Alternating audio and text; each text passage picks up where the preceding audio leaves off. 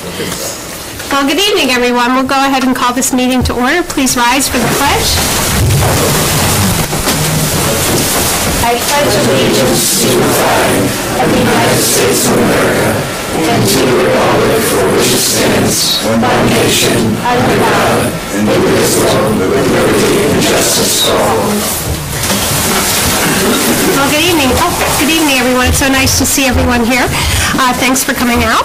We begin our meetings, as we always do, with public audience. We invite members of the public to come speak for 5 minutes on any topic that they like. And after that, we'll move into presentations. Is there anyone who would like to speak for the public audience? Let's go.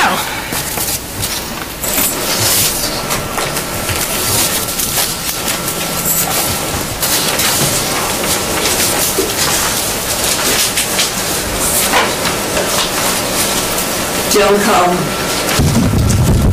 That's good enough. Joan Cole, 26 Whitcomb Drive. At the last Board of Selectmen meeting, First Selectman Lisa Huebner once again misled the public with her misstatements of the rules of public audience that was determined by the court, not by First Selectman Lisa Huebner. First Selectman Lisa Huebner is in contempt of court as she recites the rules of engagement during public audience. First Selectman Lisa Huebner has overstepped her authority by questioning the decorum of residents who speak at public audience by denigrating the residents in public. First Selectman Lisa Huebner was elected to listen to the public and uphold everyone's First Amendment right to free speech, whether she agrees with the speech or not. As an attorney and an elected official, she is not the decider of decorum. According to the Merriam-Webster Dictionary, the definition of decorum is propriety and good taste in conduct or appearance. First Selectman Lisa Huebner has overstepped her authority by superimposing her standards of tolerance to others. My decorum will remain the same during public audience. If First Selectman Lisa Huebner is offended by my decorum, she can leave the room and delegate the timing of public speech to others. Next week, Simsbury will be celebrating Memorial Day at the War Memorial at the library. The granite walk remains very slippery with a sign alerting people to be careful. This is not a permanent solution to a dangerous slip and fall. The missing E in peaceful remains misspelled. Is this the way First Selectman Lisa Huebner honors our servicemen with a misspelled tribute? By ignoring the problem, it will not go away. When First Selectman Lisa Huebner when is First Selectman Lisa Huebner going to remedy the town's disrespect to our Gold Star servicemen?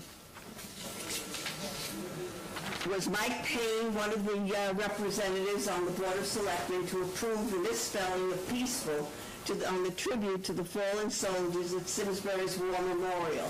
I recently received an invoice from Payne's rubbish removal. It appears that Mike Payne, a product of Simsbury's school system, sent out an invoice to all customers that there are, quote, 6 months charges in advance. Why did he add an extra A in advance? Is this an example of garbage in, garbage out mentality?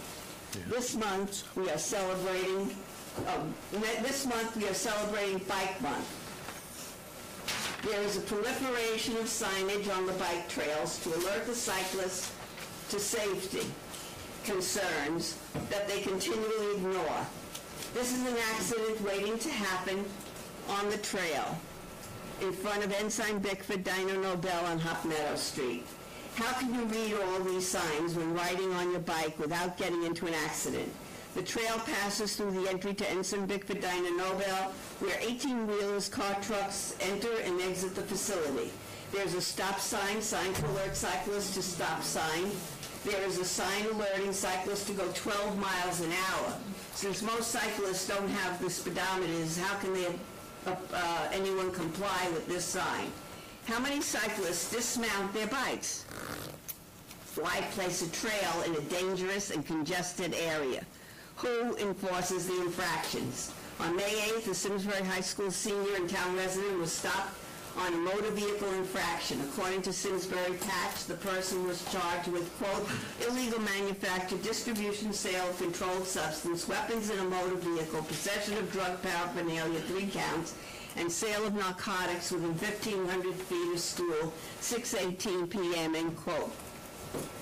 The Board of Education took appropriate action and moved that, quote, that student A be expelled from Simsbury Public Schools for the remainder of the school year or 21 school days commencing on May 18, 2017 for violation of the Board of Education policy number 5133.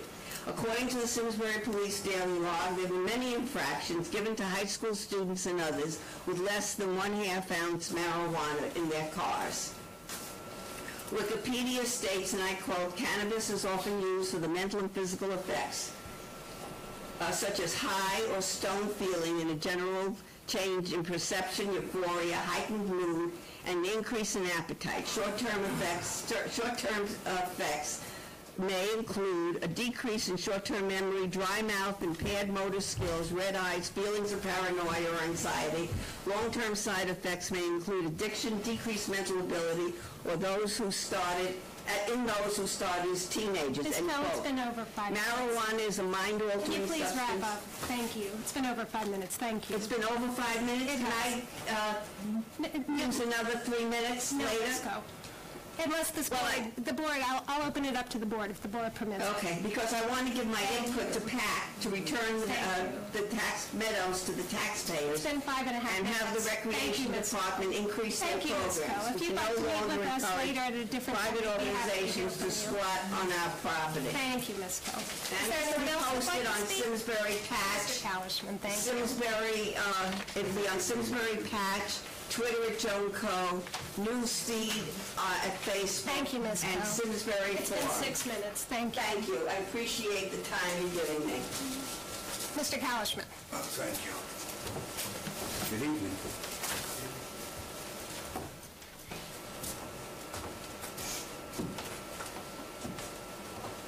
Wish I had a special arrangement. Good evening. Robert Kalishman, Simsbury. And I guess the first thing to start with, I'm a candidate for first selectman, and I'm running, and I've been acknowledged by the Secretary of State, and they've given me permission to run, so I will be running. And I noticed that the Republicans have picked a slate, but the Democrats, for some reason or other, have decided that they're going to hold off to the last minute. And though they met a week or a couple days ago, they still haven't come up with their ticket or their slate. So officially, are you running, Ms. Hefner? Now, having said that, I see right off the bat that there's going to be a conflict. And the conflict is going to be with the Republican nominee for first selectman, Mr. Payne. And the conflict is he does work for the town as the town trash collector. He's in a position to give favors to each and every resident, and I think it's unethical of him to accept the nomination. And, you know, it hasn't been too long ago when we had waste management, and there was a big scandal there. And at the time, the state's attorney was Mr. Danaher. And I think if we go back and we look into those records, we may find a lot of foolishness going on the western Massachusetts-Connecticut border. It's common knowledge to most citizens what goes on in that area there. And I don't know if he's still around, Mr. Skyball or whatever they call him, but he was one of the big players, both in Hartford and in western Massachusetts, and I'm certain he came down into this area. And it's not me that says these things, It's the press, and like one woman from Washington explains to me, they want to own you from the cradle to the grave. And they had a big scandal in Washington, D.C. with these players in New York. So there's a conflict here, and I just feel that he shouldn't accept the nomination and give the Republican Party time to go with a replacement, because there's a definite conflict. And not to mention, you know, the things I hear in the hallways with, that was a hot one from the fire marshal. By hot one, do they mean it was a hot receptacle that they picked up for the town and it caught fire and they tried to dump it? I don't know. But there's a conflict here. And I'm running, and this time I intend to win. I've been very courteous. I've never gone house to house. But this time I'm going to go all out, and I'm going to try, because this town is out of control. And a good example is the people that went to testify to the finance board, right, now are being intimidated. They're being intimidated from the same people that gave us marijuana, i.e. Mr. Ryan as zoning board member, i.e. the chairman of the board, Mr. Robert Pomeroy. Those are the two zoning officials that allow marijuana to come into town. This board was negligent, never bothered to ask one question. Mary Glassman at the time never bothered to call these people in front of the board and ask them one question. They put it in, and what did they give us in return? They went and they had a minister from Bristol, and they gave us community care, which Miss Brooks does an excellent job, Miss Cook does an excellent job with. But they gave us marijuana, they gave our kids marijuana, and now they're back again, right? The same people that gave us marijuana are going to give us a tax increase. Thank you, Mr. Kauschman. I.e. It's been Mr. 5 minutes. Pomeroy. Thank you. Is there anyone else who'd like to speak at public audience? We'll go with, you can state your name and address for the, thank you.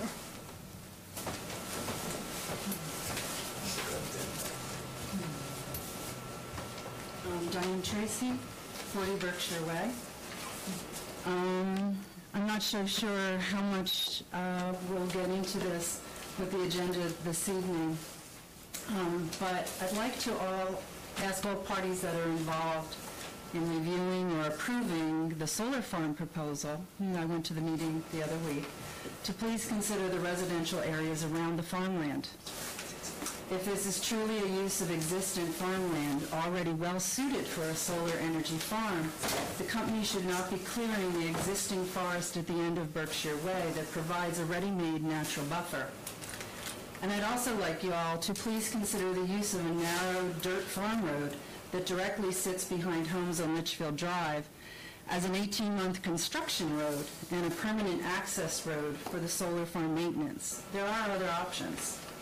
Though there are few studies on the effect of solar farms on home values, I think that most would agree that direct infringement on residential neighborhoods would not help our already difficult housing market. I invite you to walk all the neighborhoods affected by this proposal so that you have a better understanding of our concerns, and I hope that the company that is involved in putting this farm, Solar Farm Energy, which kind of seems like a done deal, but I'm not sure about that. I know that it's a state-oriented program or that they've set up. But I really think that all involved and our town as well should take a look at all the different neighborhoods, how it affects the neighborhoods. I've been here for close to 40 years, so I'm pretty familiar with everything by this time. But I thank you for listening to me. Thank you. Appreciate that. Is there anyone else who'd like to speak? Mr. Orenstein.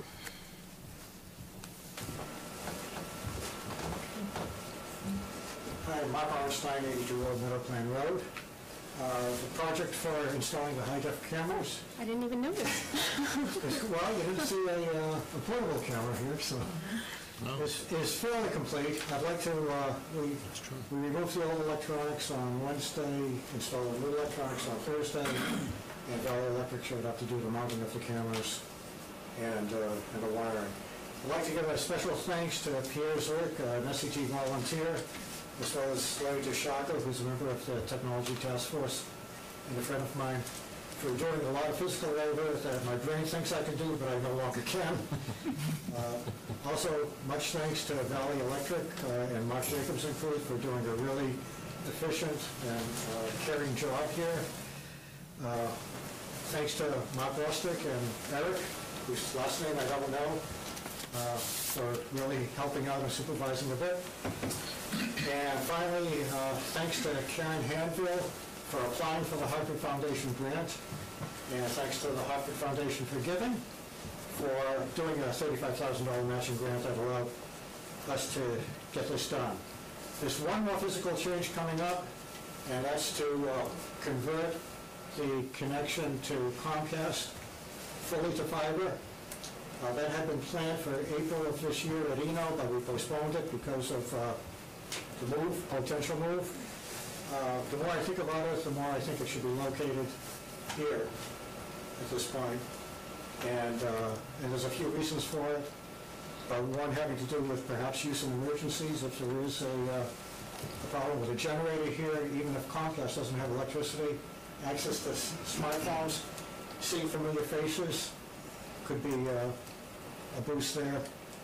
And we do now have space in the equipment rack, so I'm going to be looking into that.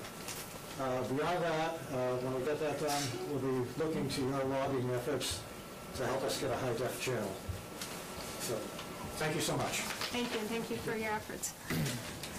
Please extend our thanks to your committee. Is there anyone else who'd like to speak? Yes.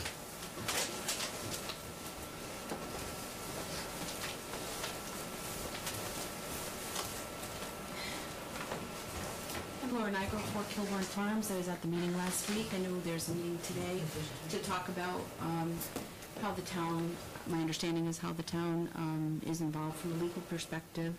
I want to echo the concerns that I heard just a moment ago from Ms. Tracy.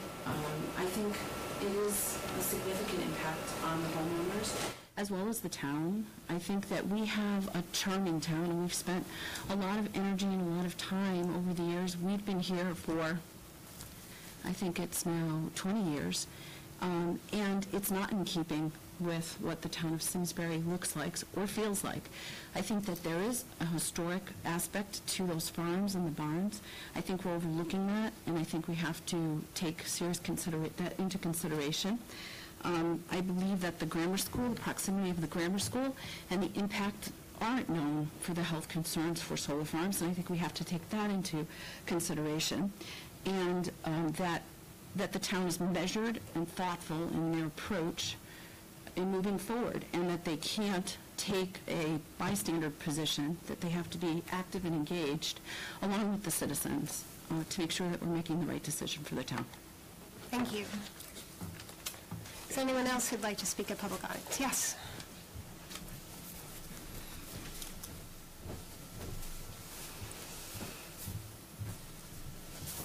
Good evening. My name is Michael Flamini, 3 Kilbourne Farms. I'd like to echo the sentiments of the 2 folks who came before regarding the solar project. We've been in town now for 13 years.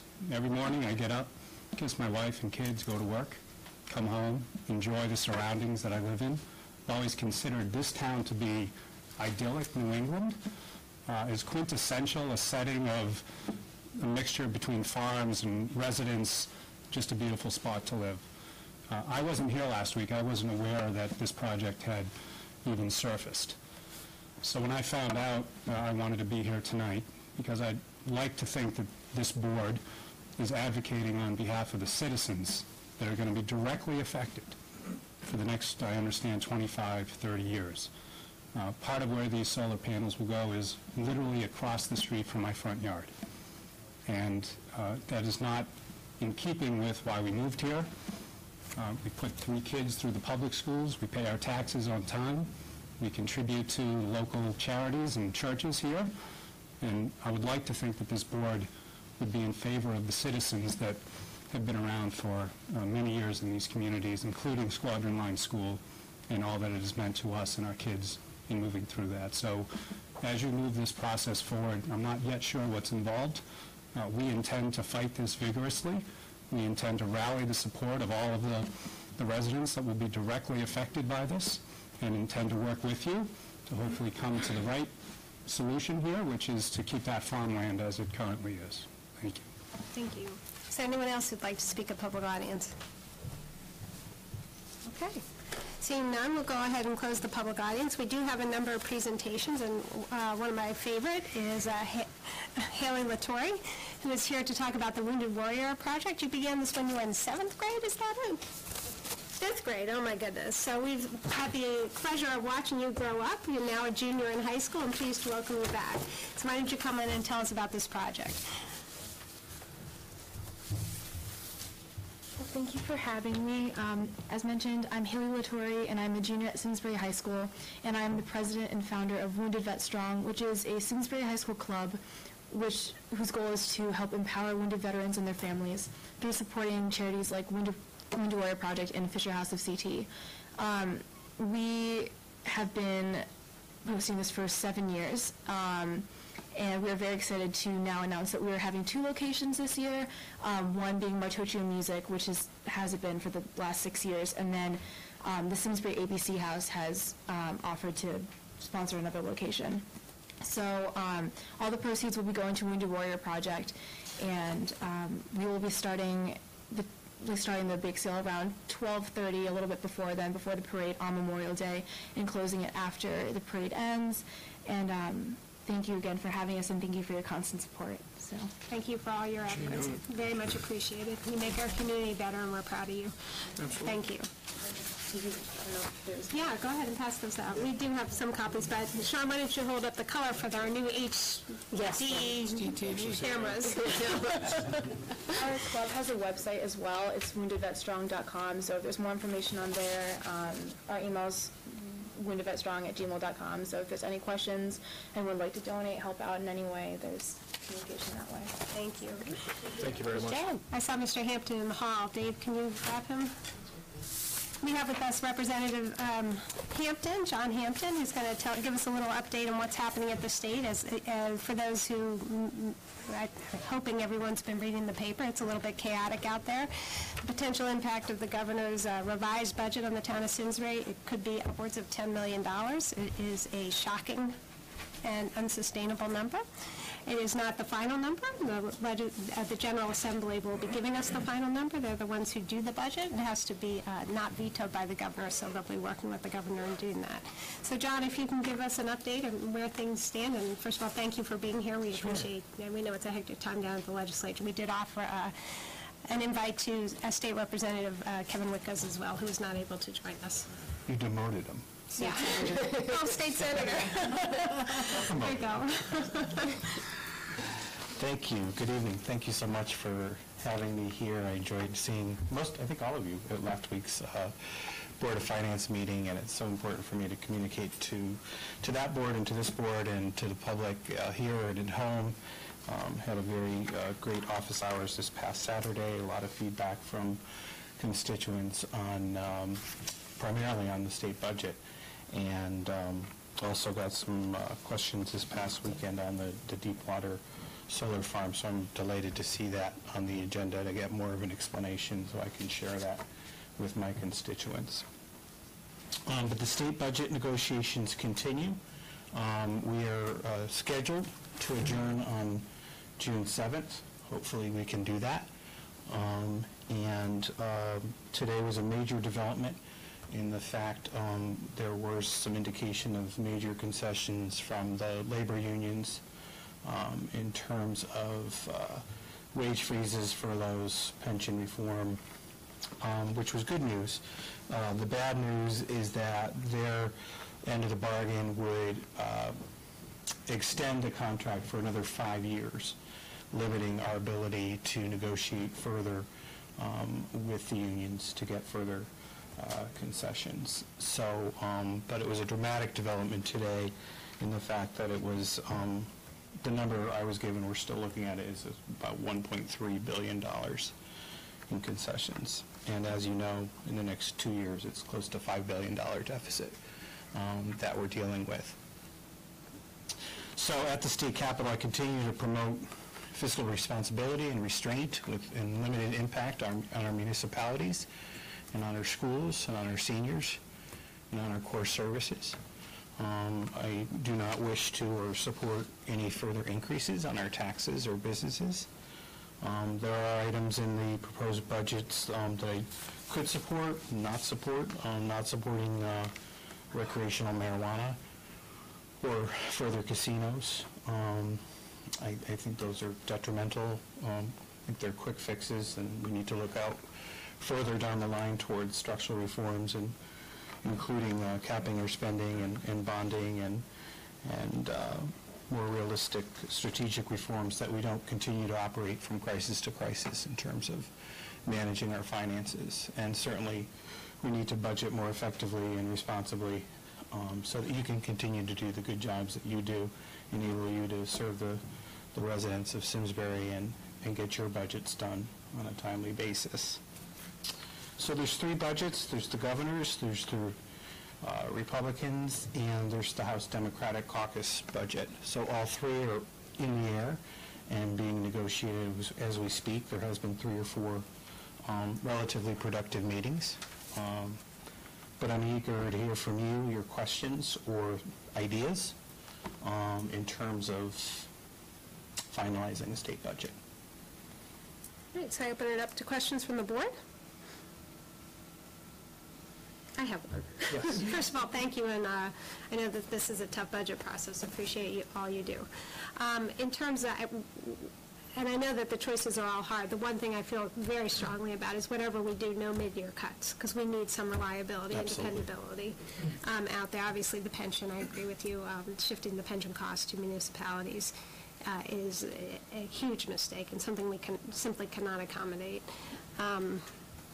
Those 2 main points we do, I would just point out that, the governor has said he's not raising taxes. Well, he is. It's a major tax increase in property. So if you could just keep pointing that out, that you can't say you're not raising taxes when you're causing the property taxes to go way up. So keep that in mind and when people talk about raising taxes. So those are the 3 things, I'd sort of look for. And then any movement, I know, John, you talked about looking into legislation that might require the General Assembly to get the budgets to the municipalities earlier so that they can do their budgets. Is there anything we can do procedurally at the General Assembly? I appreciate you looking into that, because just giving us some certainty as we go into our budget cycle. Right now, we're going to have to pass a budget, set a mill rate, and not know what the impact is to the town. That's not right. It's not. So, and I know you've been championing that or looking into procedural fixes, so we appreciate that. Absolutely. We also had, some of us had a productive meeting with the Attorney General's office last week regarding ECS funding and the CJEF case, and more than likely, we're probably looking at close to a year for a decision on that. So it's incumbent upon us to be looking at a fair and balanced formula that supports our schools, Simsbury schools, that we all support and appreciate. So that'll be a priority of mine that I'll be monitoring. Thank you. Did the governor, when he proposed his ECS formula, I didn't see his formula. Did not, no, there was no formula. There was no formula with which to judge the reallocation. There's no need for a formula, because effectively the governor is defunding all of our ECS grant. He doesn't say it on paper, but if we lose $11 million, we're only getting $6 million for ECS, so we're being 100% defunded. Correct. So the formula doesn't matter. Yeah. It's shameful. That's the formula, zero. There should be a formula, and you should be able to articulate. So to the extent you could advocate for that, it is crazy to do cuts based, without some principled decision-making. I agree. That's transparent. He may have used it, but I haven't seen it. No, I don't believe he has. All right. Chris? John, the 2 alternative budgets to the governor's, are they including the pension liability transfers to the town, first of all? And secondly, do you know roughly how much funding to Simsbury their decreases are, ECS funding, or? Not in the Republican or Democratic one yet. We haven't gotten exact numbers on that. The governor's obviously, his numbers are pretty are pretty clear. What was your first question? I'm sorry. The transfer of pension liabilities. Transfer of pension liabilities. All of the budgets, the Republican and Democrat budgets takes that out of the equation. Okay. Do you have a sense as to what percent of the total budget gap gets closed with those two budgets by any chance? They both say they will close them out completely, but we still have not seen complete numbers. But as soon as I get complete numbers, I'll share them with you. Okay. The Republican budget's got $2 billion in savings on the labor side, which is how that's being balanced. Cheryl? Just quickly, I just want to reiterate what Lisa was saying about mid-year cuts, particularly in the school funding. You know, it can be devastating for a school system that prides itself, as we do, on, you know, planning and programming and teacher education and all that. And it's very difficult when we get a mid-year cut to reduce those things once we've already started. And, you know, I see programs at the high school all the time, and, you know, now we have students going around wondering if they're going to have class the next day because their teacher's getting, I mean, it's gotten to that level where people are nervous and students are nervous, and we've seen students showing up at Board of Education meetings because they're nervous, and I just think that we need some certainty in that. So anything you can do to encourage them, you know, make the decision and stick to it. Don't be, you know, we all know it's going to be a bad one, but doing it mid-year, once we've already allocated the funds for everything, I think, you know, it's just devastating. Any other comments? Mike? John, I'd really like to both see, as someone else mentioned, the actual formula. Simsbury works really hard, and as everybody knows, we work really hard to come up with a fair and reasonable budget. And last year, to be cut, I believe it was $400,000 mid-year. After the fact, after we've got our budget done, puts a huge donut hole in the middle, and then this year to have to put out our budget, which we have to do legally, and the state not to be able to do that, I really think, I'll use the word irresponsible, and I use it in the sense that we can't do our job if the state doesn't do theirs. And to Lisa's point, to address the state's budget sooner so we can do some realistic planning and some intelligent planning is the only way to do it. I mean, we're potentially looking at supplemental tax bills, which I know is, I wouldn't like to get one, and I got to believe everybody else in town is going to pretty much be in the same boat. And it has to be consistent. The message needs to be changed so that we have to vote for a budget and then stick to that budget and not vote for implementers and all these other things that come after, because we've got to have some real-world stuff going in here. You can't not fund a pension and suddenly decide, oh, someone else is going to pay for that so we can balance our budget. That's not right. Correct. I agree with you. Please help carry that message forward. Absolutely. If you need some backup, probably got 6 people here. Sean? Well, to that end, on the structural changes, what are the ideas that are being floated down there? Both budgets have caps on bonding, but I'd like to see a cap on bonding that includes basically just infrastructure projects. So instead of soccer fields and art museums, which are great, that we only bond for, it's like you building a pool before you fix your roof, that we only bond this year, the next couple of years for failing bridges, crumbling schools, things like that. Also the possible privatization of some of our services, including DMV. We are consolidating in the Democratic budget. Some agencies, DSS and Aging will be consolidated. Early Childhood and Department of Education will be consolidated. So those are some of the reforms we're looking at. Right, but those aren't structural. I mean, those are just consolidated departments. Structural changes are things like getting rid of binding arbitration, changing how we negotiate with unions in this state, because it's not entirely the union's fault, but a large portion of it. Sure. We've given away irresponsible benefits for 50 years, and we can't afford to pay them. And you know, to elongate a contract out to 2029, I think is what it is? Or it's 27. 27, sorry. So I'm not in support of that. I'm not suggesting you are, but I mean, again, that is a solution on the table is ridiculous, because I think the number was 700 million today they were talking about it. It might be higher at the 1.3, but we need at least that much again next year. Yeah. And if we've lost the ability to negotiate, I mean, we're going to be right back here Correct. at this point. So, Kicking the can down the road. so I really think you folks on both sides of the aisle need to have some hard conversations with everybody about the structure of how we do government, not just the consolidation of departments and $150,000, idea boxes like we did the last time. No, and I've been a proponent of pension reform all along and continue to do that in terms of promoting,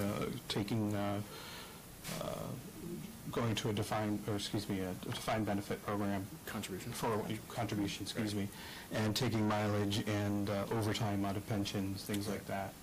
So that is part of the conversation. Absolutely. One of the good ways, too, is to have the legislature actually vote on the contracts. Absolutely. As well, which is something you folks don't currently do, so, which this body does. So, okay. Well, We're told as part of our final vote, and we'll be monitoring that will be part of our final vote of the contracts. Excellent.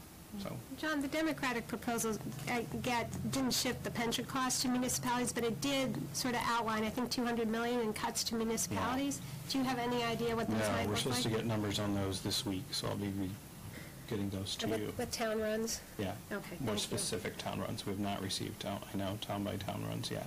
Okay. Any other questions for Representative Hampton? All right, so a little grim, but thank you for being here. We appreciate your keeping us informed, and we hope you come back once Thanks we for all have your a hard budget. work, your valuable input. Continue to reach out, and as well as members of the public. It's important to hear from you, so thank you. Thank you. Thank you, Representative. Thanks, John. So Attorney DiCrescenzo is en route. He was caught in traffic. Oh, he's here. I was making an excuse for you, and yet you're here. You skipping Dave? Before we do that, I'm just going to do a quick, I forgot to do this at the beginning of the meeting, we do need to amend the agenda to add a few items. So may I have a motion to amend the agenda to add, before item A, Handicap Parking Awareness Month? So moved. Second. Any further discussion? All in favor, please say aye. Aye. Aye. The agenda is amended. May I have a motion to amend the agenda after the Handicap Parking Awareness Month item to set a public hearing on the Simsbury Grange Neighborhood Assistance Act program proposal? I'll go with Chris. Second. No, give it to Chris. Okay, and Sean in the second. Any further discussion? All in favor, please say aye. Aye. And may I have a motion to amend the agenda to add an executive session at the end of the agenda pursuant to Connecticut General Statutes Section 1-206D and E concerning the selection of a site or lease, sale, or purchase of real estate in connection with the redesign of the senior center and related protected records with Mr. Cook present. So moved. Second. Any further discussion? All in favor, please say aye. Aye. Motion carries unanimously. We are now ready for Bob. Oh, not yet. Dave.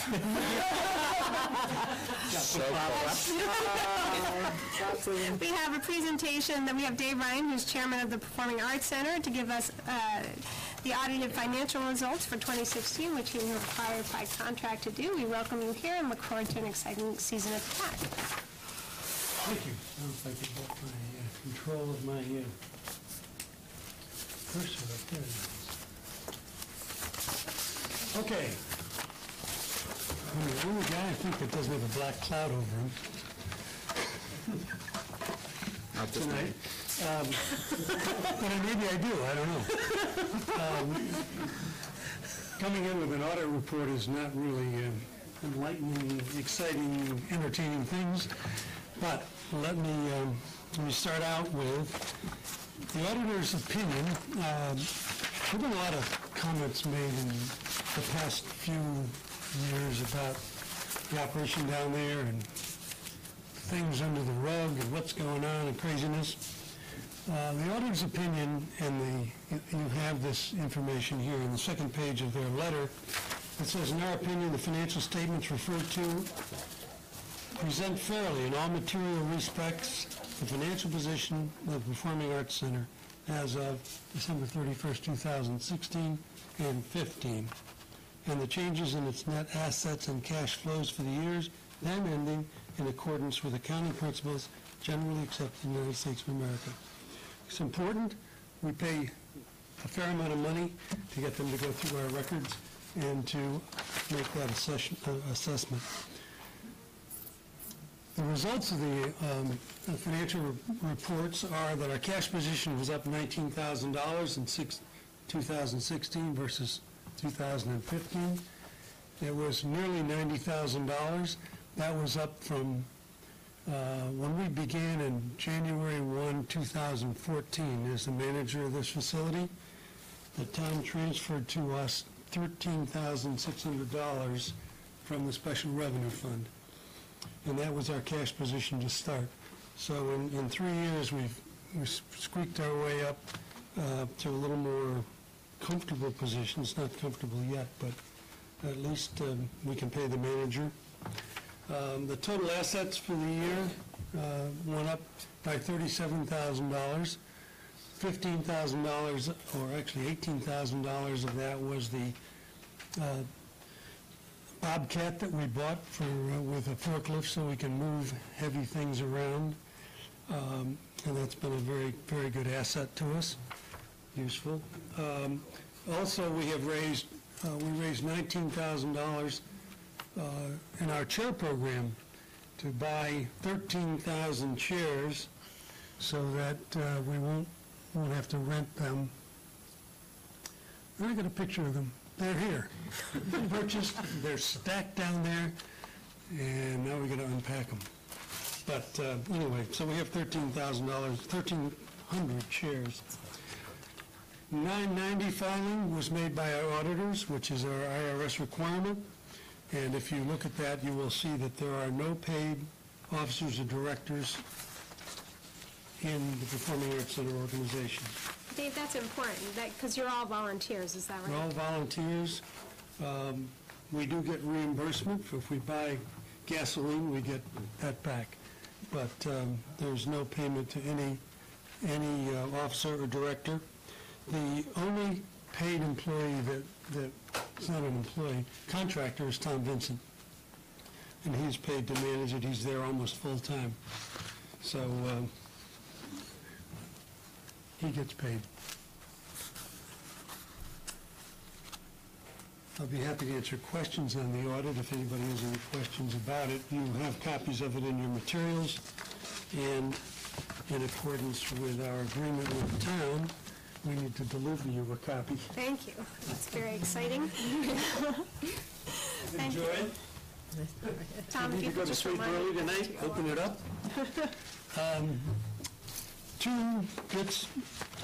Three bits of advertising. One, we are working on a new ticket booth for Iron Horse Boulevard. The design is like a railroad station, which we think is appropriate for Iron Horse Boulevard.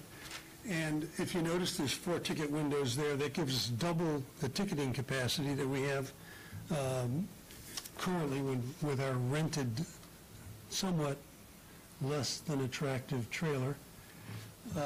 So it'll give us a much nicer facility. It'll be up near the road, so we'll be able to have people line up down Iron Horse on the trail, and we'll be able to close off the entrance so that we won't have what the promoters refer to as freeloaders standing and watching the concert from 30 feet away. But this is an important thing. It's the next big step. And these are the first, the chairs and the ticket booth are the first new things that we've added to the facility since 2005. So we're continuing to try to improve the facility and add assets that will reduce the operating costs. Next, on Thursday, in the library, the Simsbury Library, program room, we're having a public input session, and we'd like all residents who are interested come talk to us about the physical plan of the Performing Arts Center, the types of entertainment that you'd like to see there, other uses for the facility, and your experiences and what you like and what can be changed and what can be improved. I think this is a really important effort to reach out to the public and get input on just what you want to see there, because then we're going to go back, try to raise funds for it, come up with designs that are acceptable, and we need to start with the direction that is generally accepted by people in the public. So that's Thursday at 6:30 p.m. in the program room at the public library.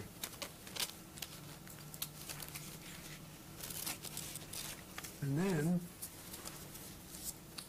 to end with the fun, Friday night, provided that the selectmen will vote for a public gathering permit in a few minutes, we have scheduled a party at the PAC, which is Johnny Larson Band with Carolyn Ray for music and dancing.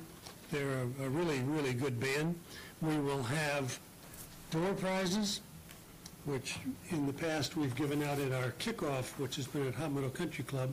We decided this year to have that kickoff function at the Performing Arts Center, which is what we have. So let's use it. And we will have door prizes, which will be things like tables at Tuckahoe Music Festival concerts.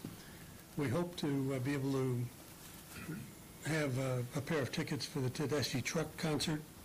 And anyway, so come, enjoy it. We'd love to see you and help us kick off the year with dancing and entertainment. Friday night. Dave, how many volunteers work at the PAC?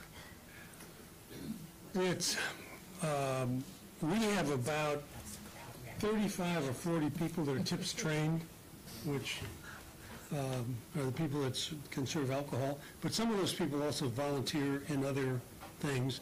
There's another 70 people or so that volunteer as ushers, parkers, help. What's the other thing we do? We check age and help people. So yeah, there's 100 and some people, and the symphony has their own volunteer group for Tuckahoe Music Festival, and between the two of them, there's several hundred people who contribute to the success of that facility. So we're very thankful to that, and also to the people who contribute the money, because that's what it takes to keep it going and improve it. Thank you. We appreciate your delivering the report. It looks beautiful. And thank you for giving us an update. And if people want to find out about what events are, they can go to your website, which is? That's... Whoop, well, where'd you go? There it is. I lost sight of my cursor. Anyway. You could just tell us that. There it is. It was there. All right. There it is. There's the website. SimsburyMeadowsMusic.com. There's our party at the PAC. Looks like the beginning of a mosh pit to me, David. Hey, no, this is Senior serious mosh pit. stuff. You can click on the party at the PAC page and buy tickets online. And you're having Bear's Barbecue there? Bear's Barbecue will be there. Oh, gosh, for this food. is going to be first in line. That is a weakness. So, That's a strength, my friend. come and enjoy. That's great. All right, so thank you. I'll open it up to Tickets are questions. $20. I guess it says that there. Okay. I'll open it up to questions from the board on the audit or on generally. Thank you for what you do. All right, thank you. Thank you, Dave. Appreciate it. Thanks for your help. Okay, we'll move on to, we have a presentation from Attorney DeCrescenzo. I see some people in the audience who I haven't seen at meetings before, just to talk to you about the procedure.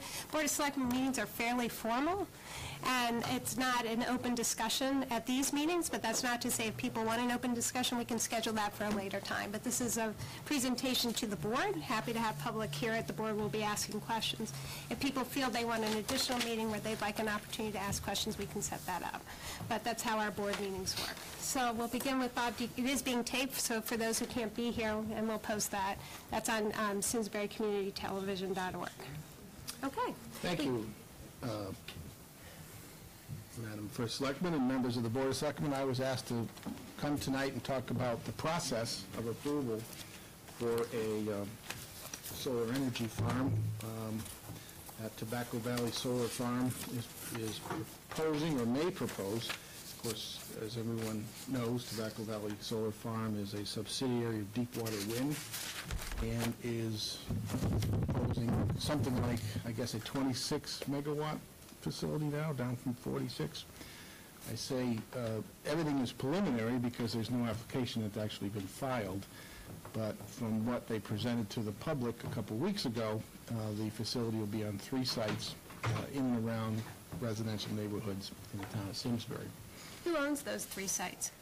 I believe they're privately owned. I don't know the ownership of each site. Just to clarify for the public, it's actually not on town property. It's not on town and property. This is actually not a town project. There was some confusion there initially. So just to Yes. clarify, this involves the sale of private property from one private individual or group to another private organization. The town is actually not involved in the sale. It is not on town property. It is not a town-sponsored project. And I think most importantly, it is not subject to town land use regulation. It falls under the exclusive jurisdiction of the Connecticut Siting Council.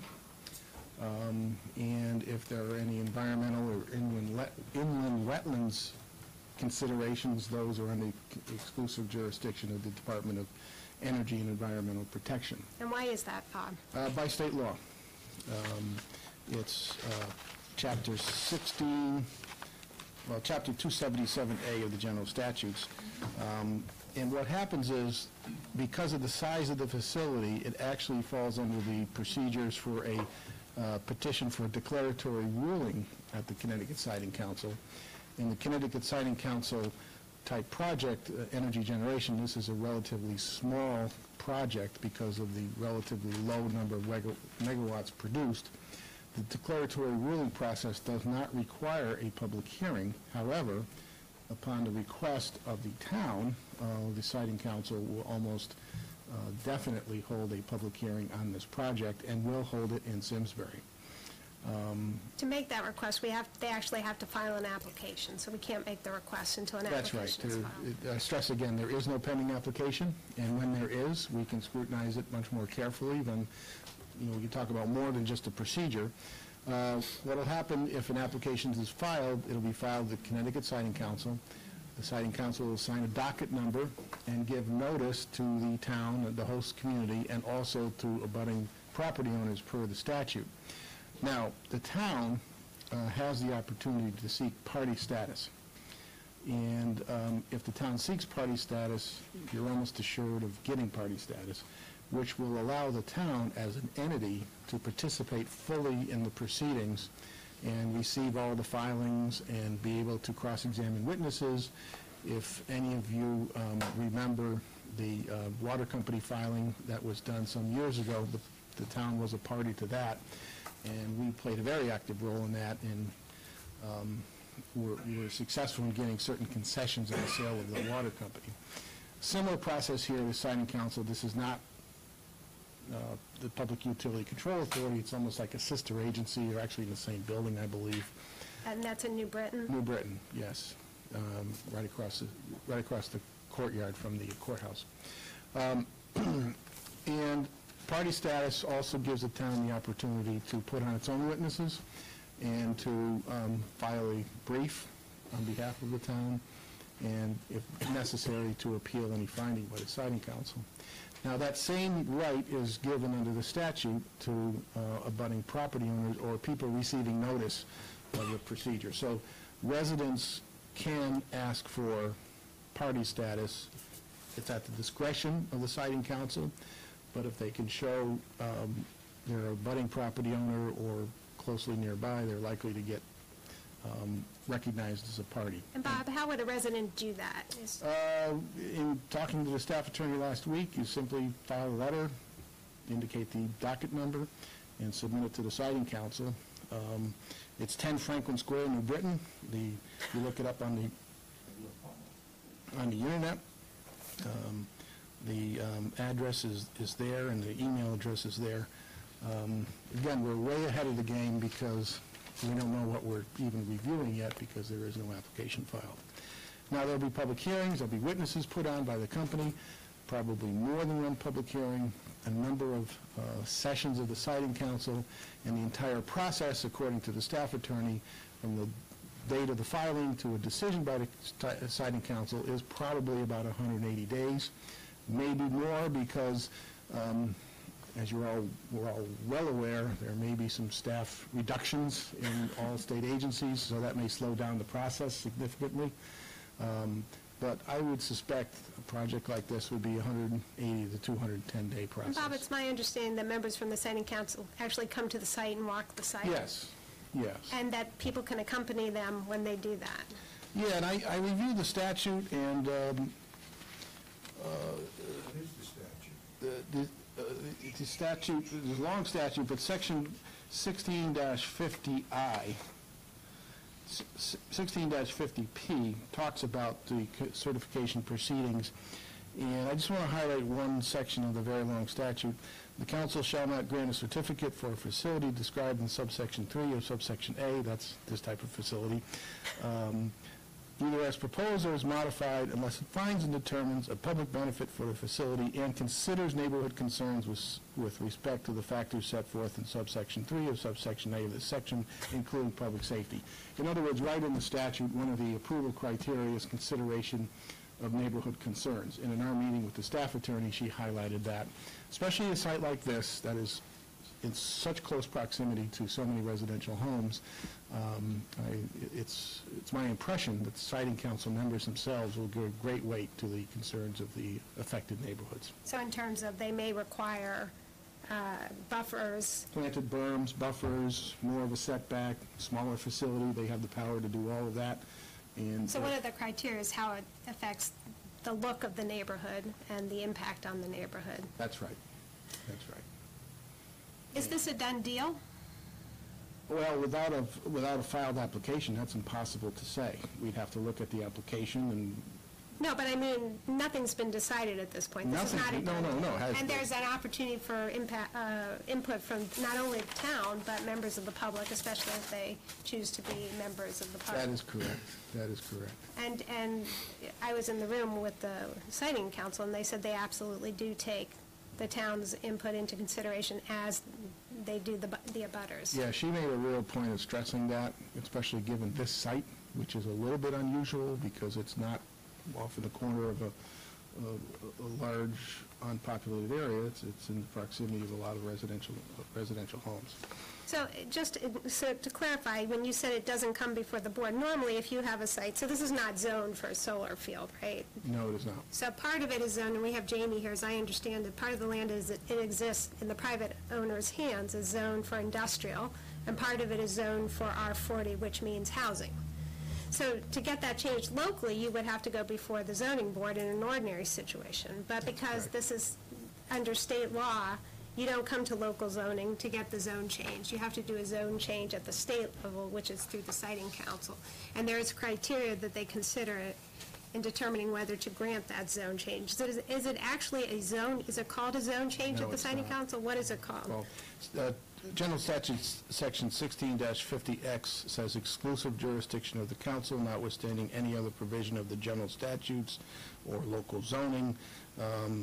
The citing council has exclusive jurisdiction over the citing of... So it's kind of like zoning, but they call it citing. Yes, and it overrides local zoning, essentially. And that's sort of interesting. People may not realize that municipalities, you think we have all this power, but we're actually creatures of the state, and we gain our power from the state. All the powers that we have are granted to us, and they have held this power back.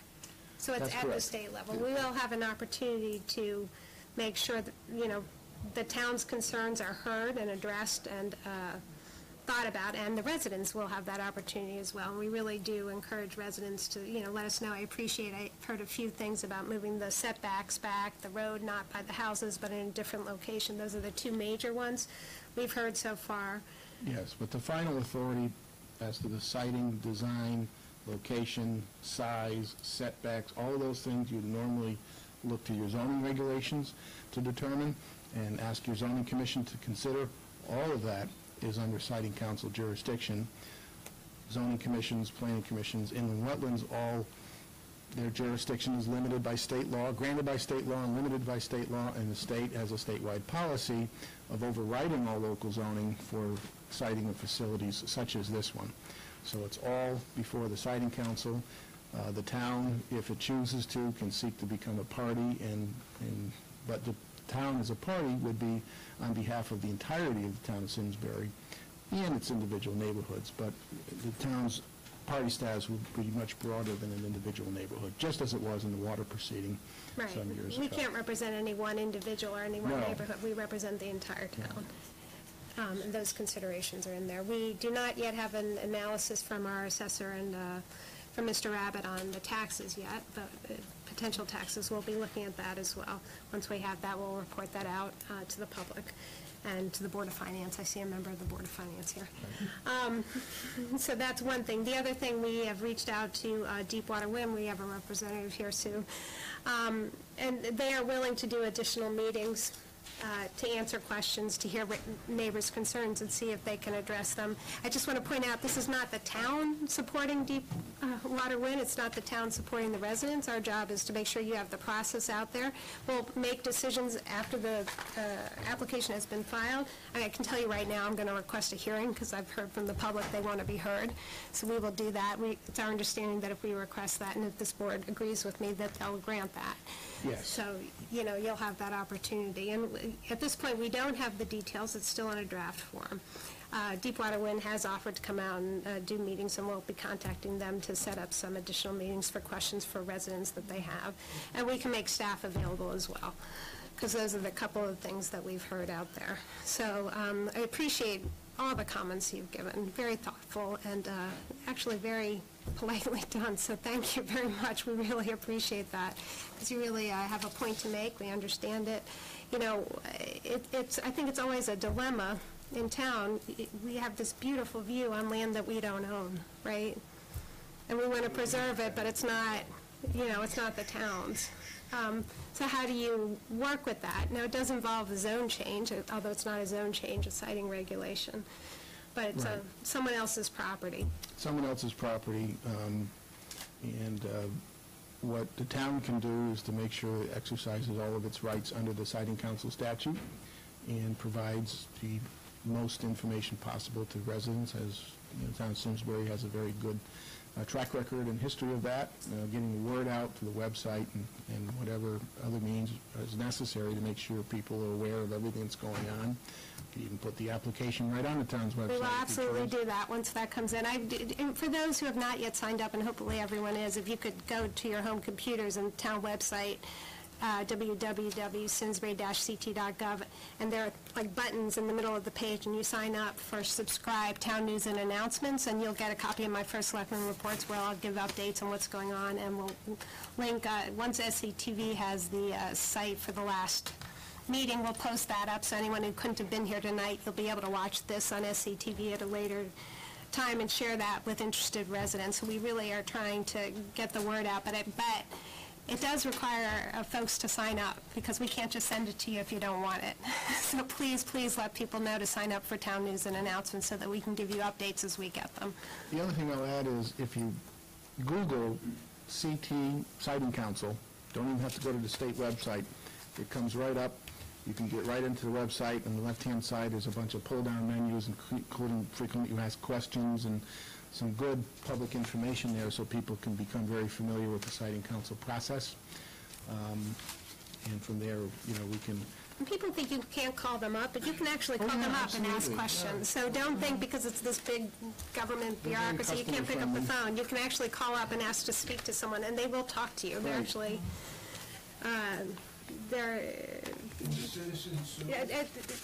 Mr. Kalishman, this is not public audience. Thank you. Excuse me. Are there any other questions from members of the board? Cheryl. Bob, do you have a sense, talking to the staff attorneys, of when the application might be filed? I mean, is it imminent, or is it still? There's a bill pending in the legislature that may influence that. And if a bill passes, it may change some of the rules of the game for on farmland, use of farmland for facilities like this. Do you know what that bill is called? I don't know the bill number, but I've heard there's a bunch of different iterations of it, and I don't know where it is in the process. I know they're very busy on other matters up there, but anyway, I haven't talked to anybody in the company or anyone, but If that bill were to pass and become effective June 30th, that may influence the filing of the application, but I have no knowledge of when they would file. But Deepwater Wind has indicated at the meeting last time that they thought the end of June or July. Do I have that right, Sue? Or maybe delayed? The target was to try to be ready before the end of June. But so much input was received at the public meeting a week ago Thursday that I think we have a lot of work to do, and we're, considering a lot of modifications to the layout to address people's concerns. So, I think it's a moving target. There's a lot of different aspects of the project that all rely on identifying what the layout is, and so we're working hard towards still trying to meet that, end of June deadline. And we're working with Mr. Cook, and we're trying to set up a time where residents can come in and give more feedback. We did ask Deepwater Wind to post a lot of questions and answers on their website, so if you haven't gone to their website, I do encourage you to go there. They have a section on the Tobacco Valley Solar Tobacco, I don't know what it's called, but the Tobacco Valley Solar, so you can read information on that. We've asked them to post the questions that were asked and the answers that they're giving. So we're trying to get out as much information. They don't have to do that. It's something that we requested of them and that they agreed to do. They've also agreed to do additional meetings, so we'll be contacting, trying to set up meetings and coordinate at the space. We don't host the meetings. It's not a town project. We're not supporting or not supporting the project. We're just trying to make sure that our residents have an opportunity to ask questions, and that Deepwater Wind has an opportunity to hear concerns and address them. Sean? So it looks like it's Senate Bill 00412 and Senate Bill 00943. Senate Bill 00412. And 943. One is the act restricting the use of incentives for development of solar arrays on agricultural land, and the second bill is concerning the installation of certain solar facilities on productive farmlands. So, haven't read them. Those are the two laws or bills I was referring to. I don't know what the content of them are, but based on the names, it sounds like those are applicable to our situation here. Elaine? And just piggybacking on the title of the first bill, I know we're waiting on numbers from the assessor on grand less impact. Are there restrictions in the current statutes or regulations regarding how these types of facilities are taxed?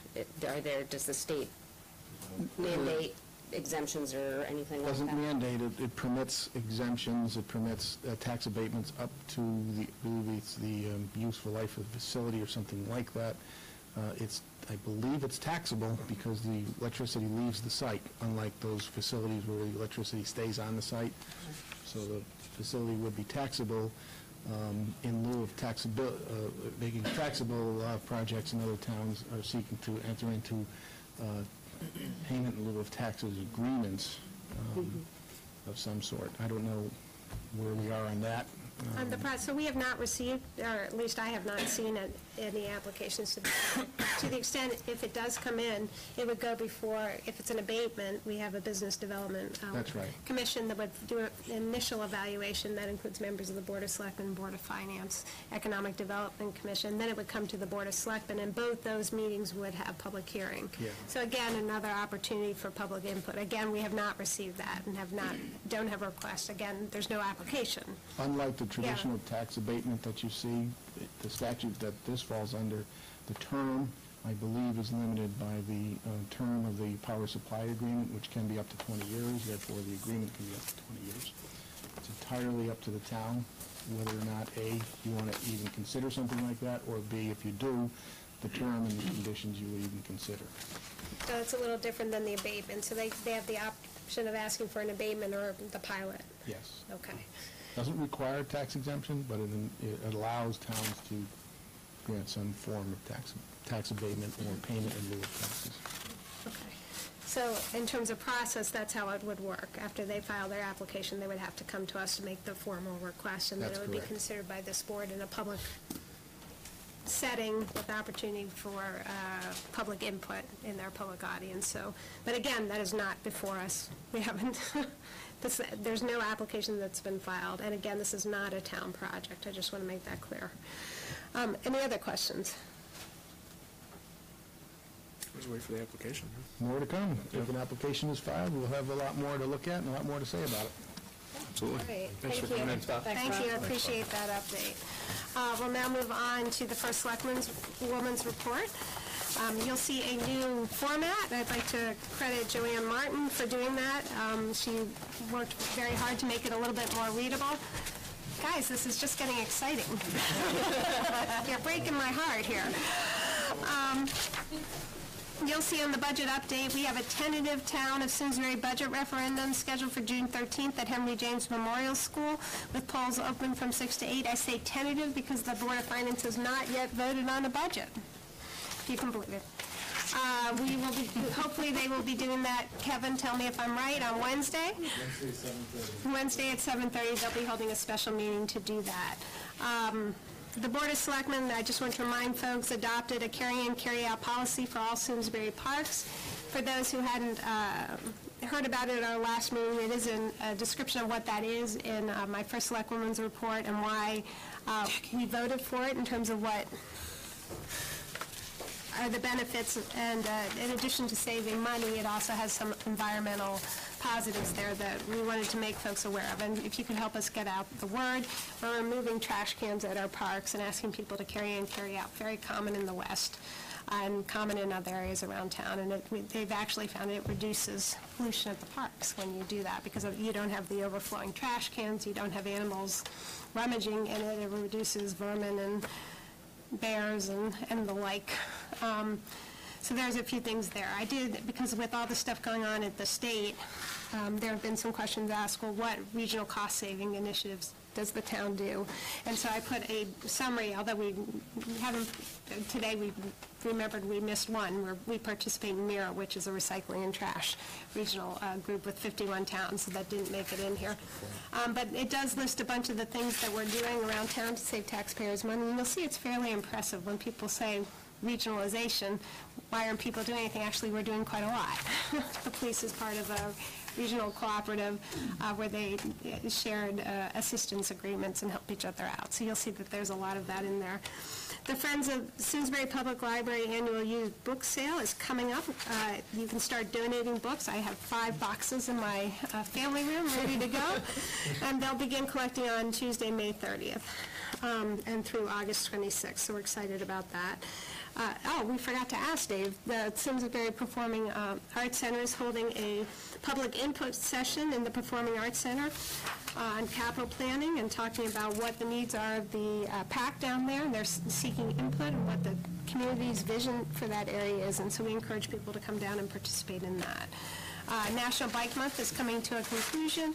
Appreciate everyone who worked on this volunteer effort. It's all volunteers. Appreciate the police were involved in it. We have Public Works was involved in it. Engineering, by default, was involved in it. Pretty much everyone in town gets excited about that. I want to congratulate the Board of Selectmen who had an injury-free ride. We're very excited about that. Memorial Day parades in Simsbury are coming up. We heard about the Winged Warrior Project. The parades, Terrafil will assemble at 8:30 a.m. and will march off from Winthrop Street promptly at 9, and the Simsbury Parade will assemble on Owensbrook Boulevard at 1 p.m. and will march off at 1:30, and the parades are May 29th, so we hope people come out for that. That's always an exciting day, and it'll culminate at the Veterans Memorial. So it's a nice program we have there. Xfinity, we have an update from SCTV. Xfinity has added new channels for SCTV, and so you have even more options to watch us at a later time. And now in high def. And now in high def, which is a little bit scary. Reminding folks, the Simsbury Community Calendar is now posted on our website, and really encourage people to take a look at what's happening in town. And if you have an event, post on it. Let us know what you're doing in town. We'll put it out there for you. The Simsbury Meadows Performing Arts Center, I have it in my First Selectmen's report in the hopes that it will pass this board. If it doesn't, I'll take that out of my report, but that's Friday at 26th at 6 p.m. We have updates you'll see on economic development, and I did add a deep water wind Tobacco Valley solar project update, and as we get new information, we'll continue to update it here. So you can take a look at that. I think at the time that we published it, yes, we did not, the link from SCTV has not yet been put up, but once we have that, we'll add that so folks can watch it. All right, moving on. I do not see Mr. LaMontagne here. So Cheryl, why don't you tell us about National Handicap Parking Month? Okay. Well, on behalf of the Aging and Disability Commission of the Town of Simsbury, part of its action plan seeks to educate the Simsbury community as to the legalities of handicap parking. The Aging and Disability Commission has been very active in promoting handicap parking awareness. The commission will send out press releases to various media outlets and distribute posters as a methodology of education of the community, as well as additional initiatives. The awareness program began in 2012 when the Board of Selectmen designated June as Handicap Parking Awareness Month, and the commission would like to see this continue on an ongoing basis. The commission will also request that the Simsbury Police Department pay special attention to public and town-owned parking areas to ensure appropriate enforcement of current laws related to handicap parking. As we like to say at Aging and Disability, just a minute is too much. So we appreciate the town's support in being aware of where you're parking and leaving those spaces accessible. We particularly like to point out that many of those spaces are van-accessible spaces, and you cannot park in the hashtags. And why is that, Cheryl? Why is that important? It's important because vans, which carry wheelchairs and enable persons to get out of their van safely, are often on the sides, and the wheelchair is lower on the sides, and you need room between the parking spaces, which is what the hashtags are for, in order for the wheelchair to safely lower onto the parking surface. Thank you. And so Cheryl is our liaison to Aging and Disability, which is why I asked you to do the presentation in lieu of Ed. I'm happy to do it. May I have a motion to designate June 2017 as Handicap Parking Awareness Month in Simsbury? So moved. Second. I will go with Elaine. Any further discussion? All in favor, please say aye. Aye. The motion carries unanimously. The next item is to set a public hearing on Simsbury Grange Neighborhood Assistance Act Program Grant, and I'm going to recuse myself because I'm actually a member of the Grange. Okay. So I'll turn it over to Chris. Thank you, Lisa. So there are two program proposals submitted by the Simsbury Grange. We'll be looking for a motion to have the hearing on June 12th, 2017. Just to quickly describe these two proposals. From the Neighborhood Assistance Act, one is to seek funds for an energy conservation project, installation of energy-efficient replacement windows, insulation in the attic, energy-efficient lighting throughout the Grange building, and assorted other minor energy audit recommendations. That request is for $14,000 in assistance. And the second is for a job training program focused on teaching cooking skills, as well as the facilities necessary to provide the training, and that request is for $22,000. So can I have a motion to set a public hearing to receive public comment on these two program proposals submitted by the Simsbury Grange for program funds pursuant to the 2017 Connecticut Neighborhood Assistance Act for 6 p.m. on Monday, June 12th, 2017? So moved. Second. Any second? Any further comments? All who approve say that yes? Yes. Yes. Any against? Yes. So carries. Thank you. You can either get Lisa back, or we can Tell quickly Lisa to... we can quickly move on something else before she... What are we going to call that street?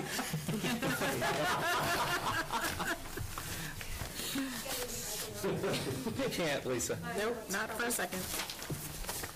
Dang kids.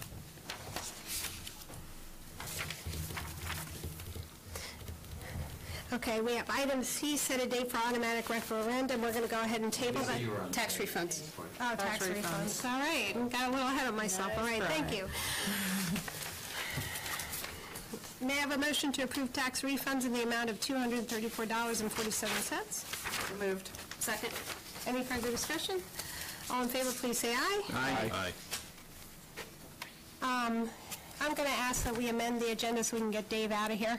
I see that you're next. Can we have a motion to amend the agenda to approve the public gathering permit for May 26, 2017 event to come up after approved tax refunds? So moved. Second. Any further discussion?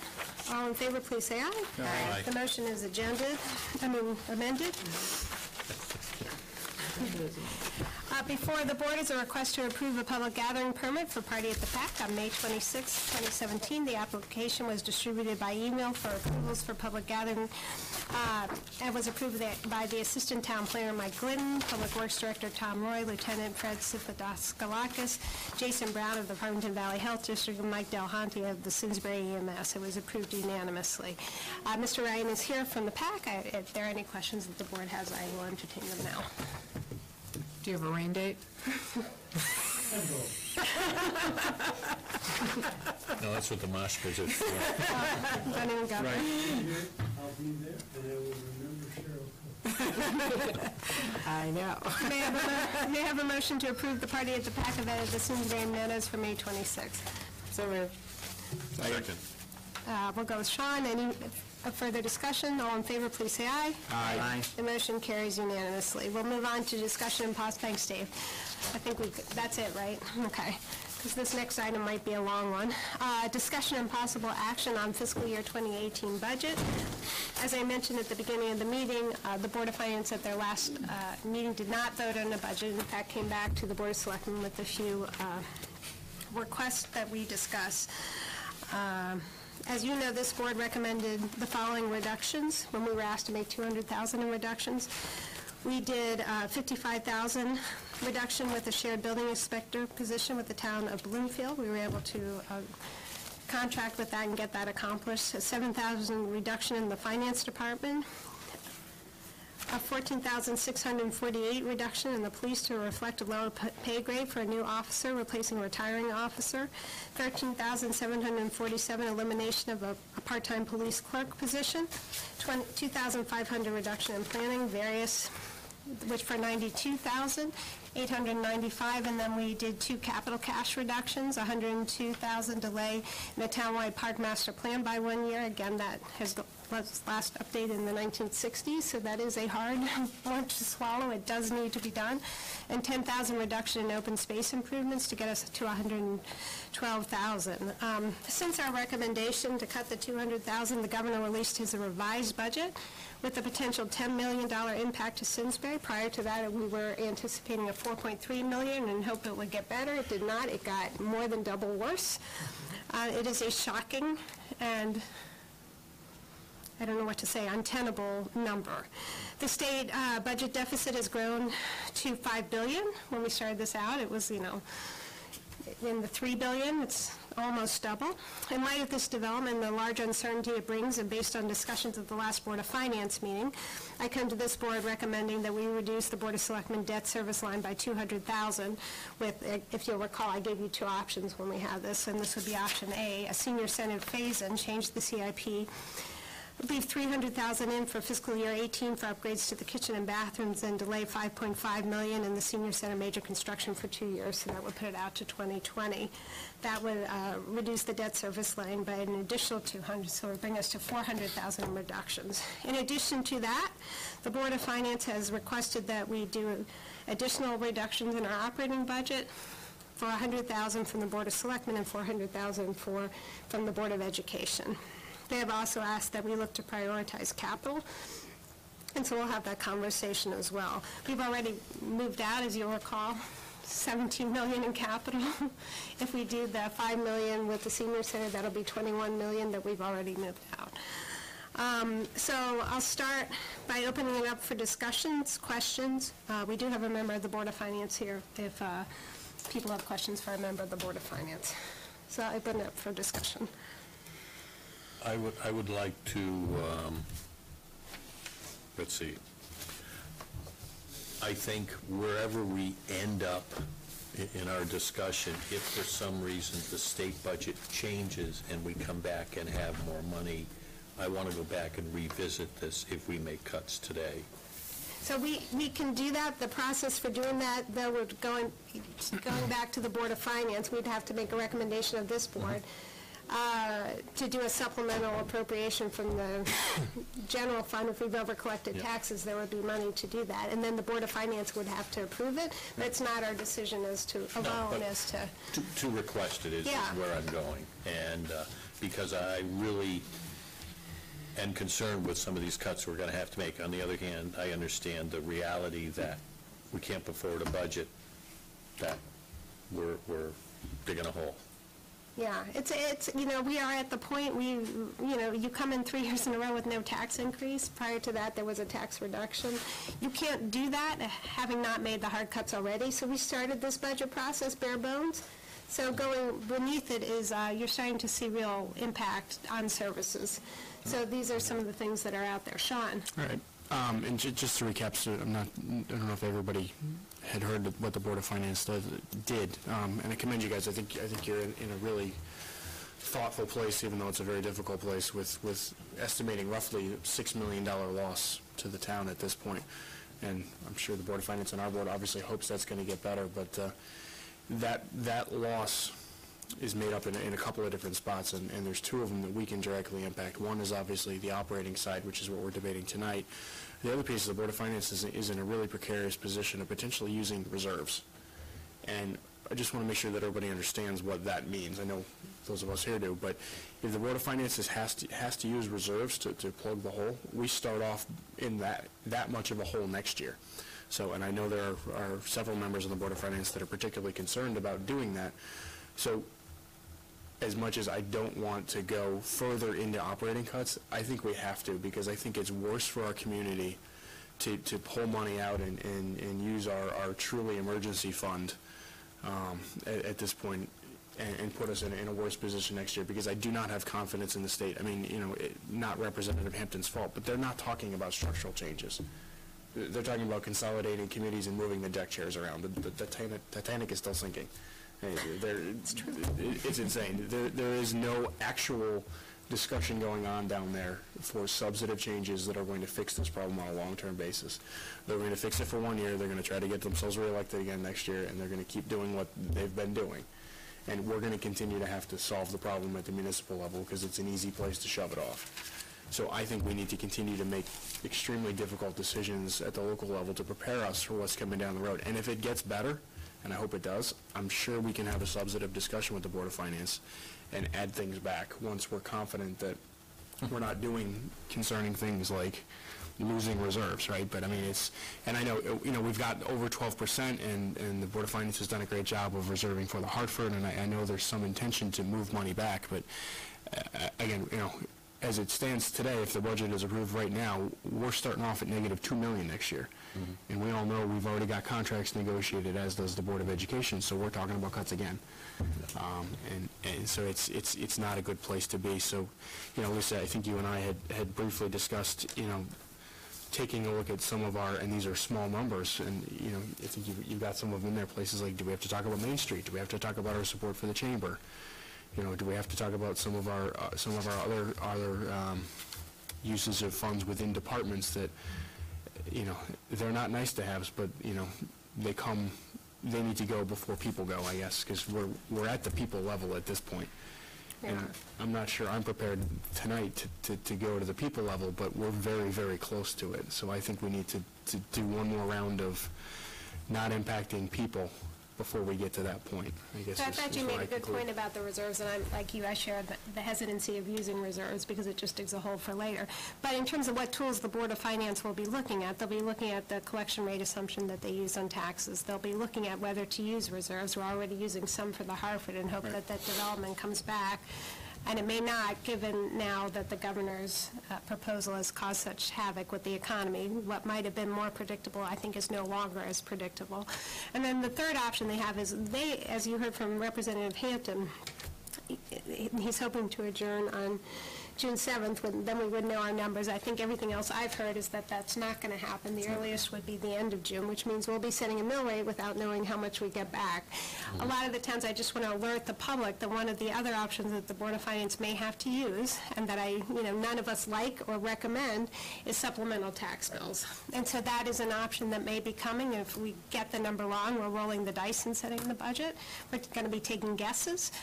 And if we get it wrong and we come up short, we will have to do supplemental tax bills of some level. So just to alert the public out there, we're doing everything we can to lessen the uncertainty out there, but it's uncertainty because, as I think Mike and Cheryl and this board pointed out, the legislature has not done its job and set a budget. I'm sorry. Yeah, no, go ahead. To interrupt you. I agree with Sean. I am really loath to get down to the level where we're cutting people, and I think that means we have to, in our minds, prioritize what it is we're protecting here. And obviously, the public's health and safety comes first, all of our emergency systems, things like that. I mean, we really have to set the priority list, and if that means that things that we've become used to supporting, and we all, we love the Chamber and Main Street and the Visitors Association, and all those things are really nice to have, and we would love to support them, but this is one of those times where we're just going to have to say no to something. So I would much rather do that than to start at our really high priority items. So we have a couple of options. I'll open it up first if people have suggestions. Obviously, I have things I can put out there for the board, and if you want me to do that, I will. I mean, I know this is not the fun part of it. I think they're good ones. I think we need to. So a couple of things that we can consider. We do have $70,000 in contingencies for union and unaffiliated salaries in the board. We can eliminate that. In the past, there have been times when we have not budgeted contingencies, and we hope we get a good union negotiated deal. And if we don't, then we would have to go back to the Board of Finance and make a request for a supplemental appropriation to cover it, or find savings within the budget, which is going to be very difficult this year because we're already bare bones.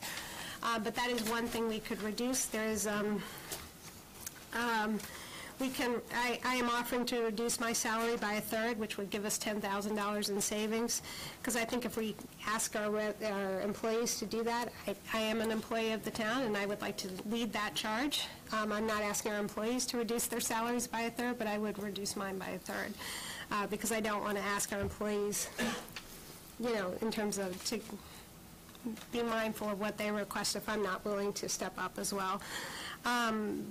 We can reduce, the police can use $7,500 in ammunition funded from the asset forfeiture fund or from the extra duty fund. I don't know that that's sustainable over time. It might be a one-year fix. Maybe it could be done over time, but we don't know. $10,000 in cruiser maintenance we can take from the extra duty fund. Again, we have the ability to do that. Whether we have the ability to do it over time, I can't guarantee that. Other options that we've discussed are we added a police dispatcher. We could not fund it. We did the negotiation with Bloomfield. We could not fund it. I do not recommend that. We have an open police position, which I do not recommend cutting. I think at this point that would be an error. But could you give us the funds that are associated with both of those? Do you have those? With what? Both the not funding the dispatcher and the open police? So the open police position would be $60,000. And then $14,000 in health and $1,150 in uniforms, so for a total of about $176. Sean, is that right? I didn't bring my calculator. That's good enough. I just want to have a rough bill. And the not funding the dispatcher would be? Yeah, and the police dispatcher, I have my book, but I don't have it in there. Chief, do you remember what the cost? Nick? $56,335. As you recall, we did look at other options going privatization. We did not find that was cost effective. There was a clearly demonstrated need for that, so I strongly do not recommend we cut either of those two positions. But it is out there. The tax assessor has a one-time true-up to prepaid postage for quality data, which we came across. I know if we're at the level of 3,000, that should tell you something. There are the Farmington Valley Visitors Association, Chamber, and Main Street. If we did 5,000 from each of those, that would eviscerate Chamber, and the Farmington Valley Visitors Association would leave Main Street with 45,000. So those are what we have before you. I guess what I would recommend is the 70,000 contingencies for union and unaffiliated salaries, with the knowledge that our union negotiations are not up to us. They're state mandated, so you go to mandatory arbitration. It's not us who gets to decide whether we settle or not. It's a state arbitrator if we go to arbitration. So just knowing that there is some uncertainty there. Reducing the first selectman's salary.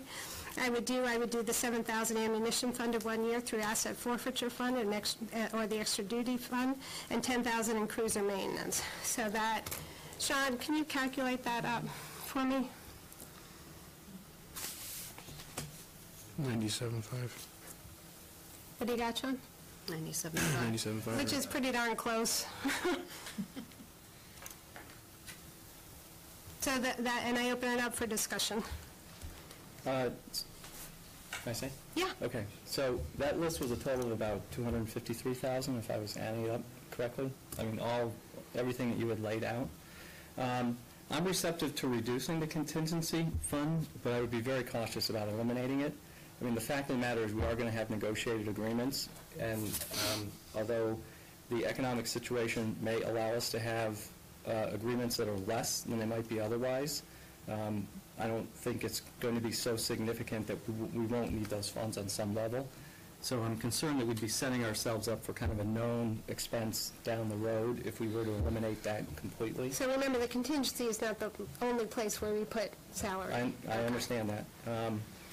And also regarding your salary, and I greatly respect your willingness to do that, we are looking at salary dollars relative to funding, both the town manager and our structure going forward. So again, I just worry a little bit about taking too much out of compensation overall. So I'm willing to look at those two areas. I just wouldn't recommend completely eliminating them.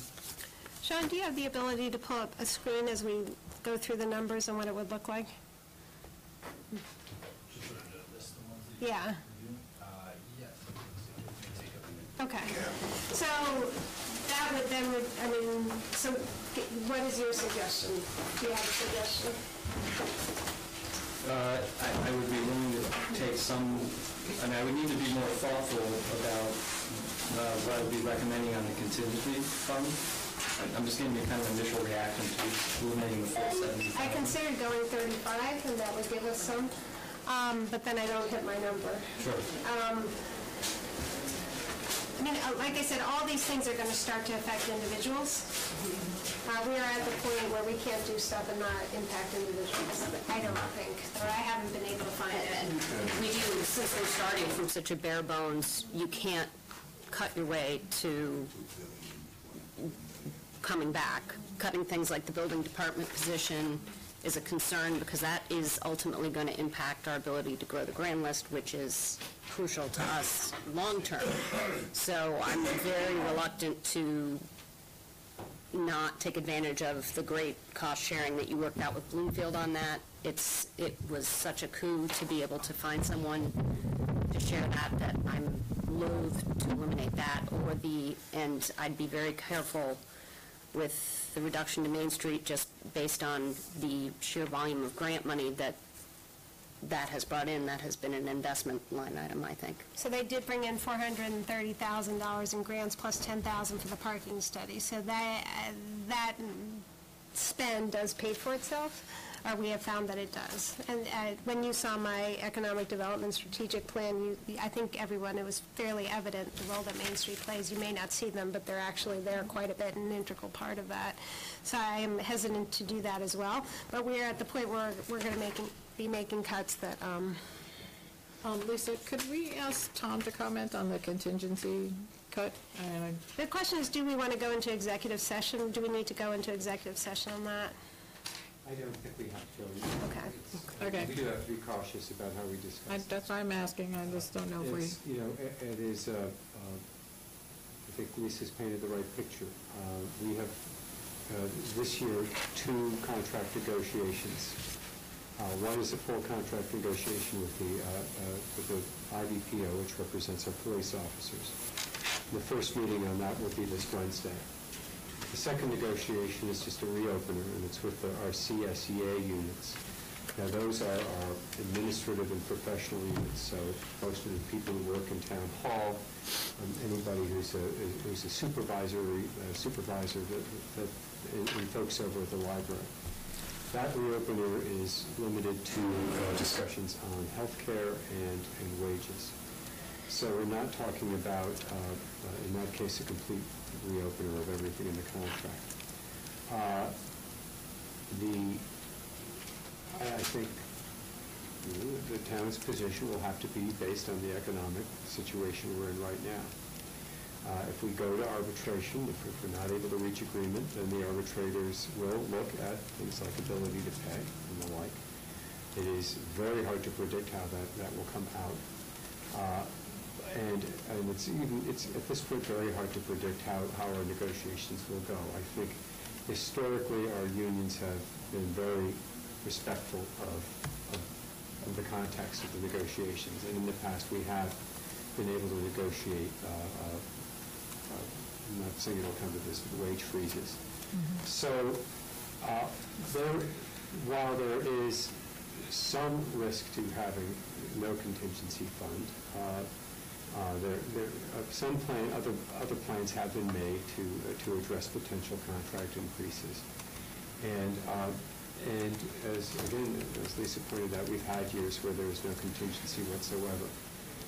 We've been fortunate in the past to have money at the end of the year, which we've been able to use to address that situation. So Cheryl, I couldn't sit here and say that we can guarantee that there won't be a need for some contingency money. I think that as things are looking right now, I'd be surprised if we ended up needing all of it. And more guidance than that, I really can't give. I think, obviously, from a bargaining perspective, we'll do the best we can to make sure that you've got to balance the needs of maintaining a solid workforce. I've been through enough workforce reductions to know that you need compensation plans that work in both good and bad circumstances. So we'll have to take a good hard look at what the right thing to do is in order to make sure we're preserving our assets and not incurring additional costs for recruiting and the like. But you see this as a workable solution. I mean, this is not. I know, it's hard to tell. I don't want to give the impression that it is, because these are all bad choices. No, I know they're all bad, but I don't want to make it impossible. I mean, it's... And I think that's the answer. I don't think it's impossible, and I think that I would be very surprised if we went ever were in a position to go to the Board of Finance and say we need $70,000. Okay, thank you. So, it's not something, in ordinary budget times, I would never recommend this. I mean, in the past, when we haven't budgeted contingencies, there was more, there was, like I said, for the past 4 years, we've reduced all contingencies in other budgets, so you could do an interdepartmental transfer. Right. In previous years, that option does not exist anymore because we're cut to the bone. Yep. There's nowhere else that we're going to find it. I mean, we're going to come in very close at the end of this fiscal year as it is. There's just not a lot of savings out there. So is it an ideal cut? No. So if we reduced it by 35 per Chris's, where does that take us to? That gets us 62,000. I mean, one option, the Board of Finance did not actually give us a number. They said, do the best you can. They gave us a guideline. They recognize that it is going to be hard to make these cuts. So we could come back with 62.5. Well, I think, the tax assessor mailing 3,000, is that up there? No, we could add that. Okay. I still think we have to look at Farmington Valley and the Chamber and the... I was going to pick up, Cheryl, on your theme of priority and not wanting to cut critical services. Yeah. So to me, a category of support to outside agencies would fall behind that. So I'm looking at the Farmington Valley Visitors Association 5,000, the Chamber 5,000, the Main Street 5,000 as ones that I'm going to get to fairly quickly, personally. So I would propose putting those up there. Yeah, I think so. I mean, we don't like it, but I think we have to be there. We have to be there. I don't think we can not be there. Okay. Put them up, Sean. Saying anybody likes it. The 5,000 and the 50,000? And remember, guys, so are you guys saying all 5, 5, and 4. Okay, 5, 5, and 4, not all 50,000. 50,000. So 14. 5,000 for the Chamber, 5,000 for Main Street, and 4,000 would be the Farmington Valley Visitors.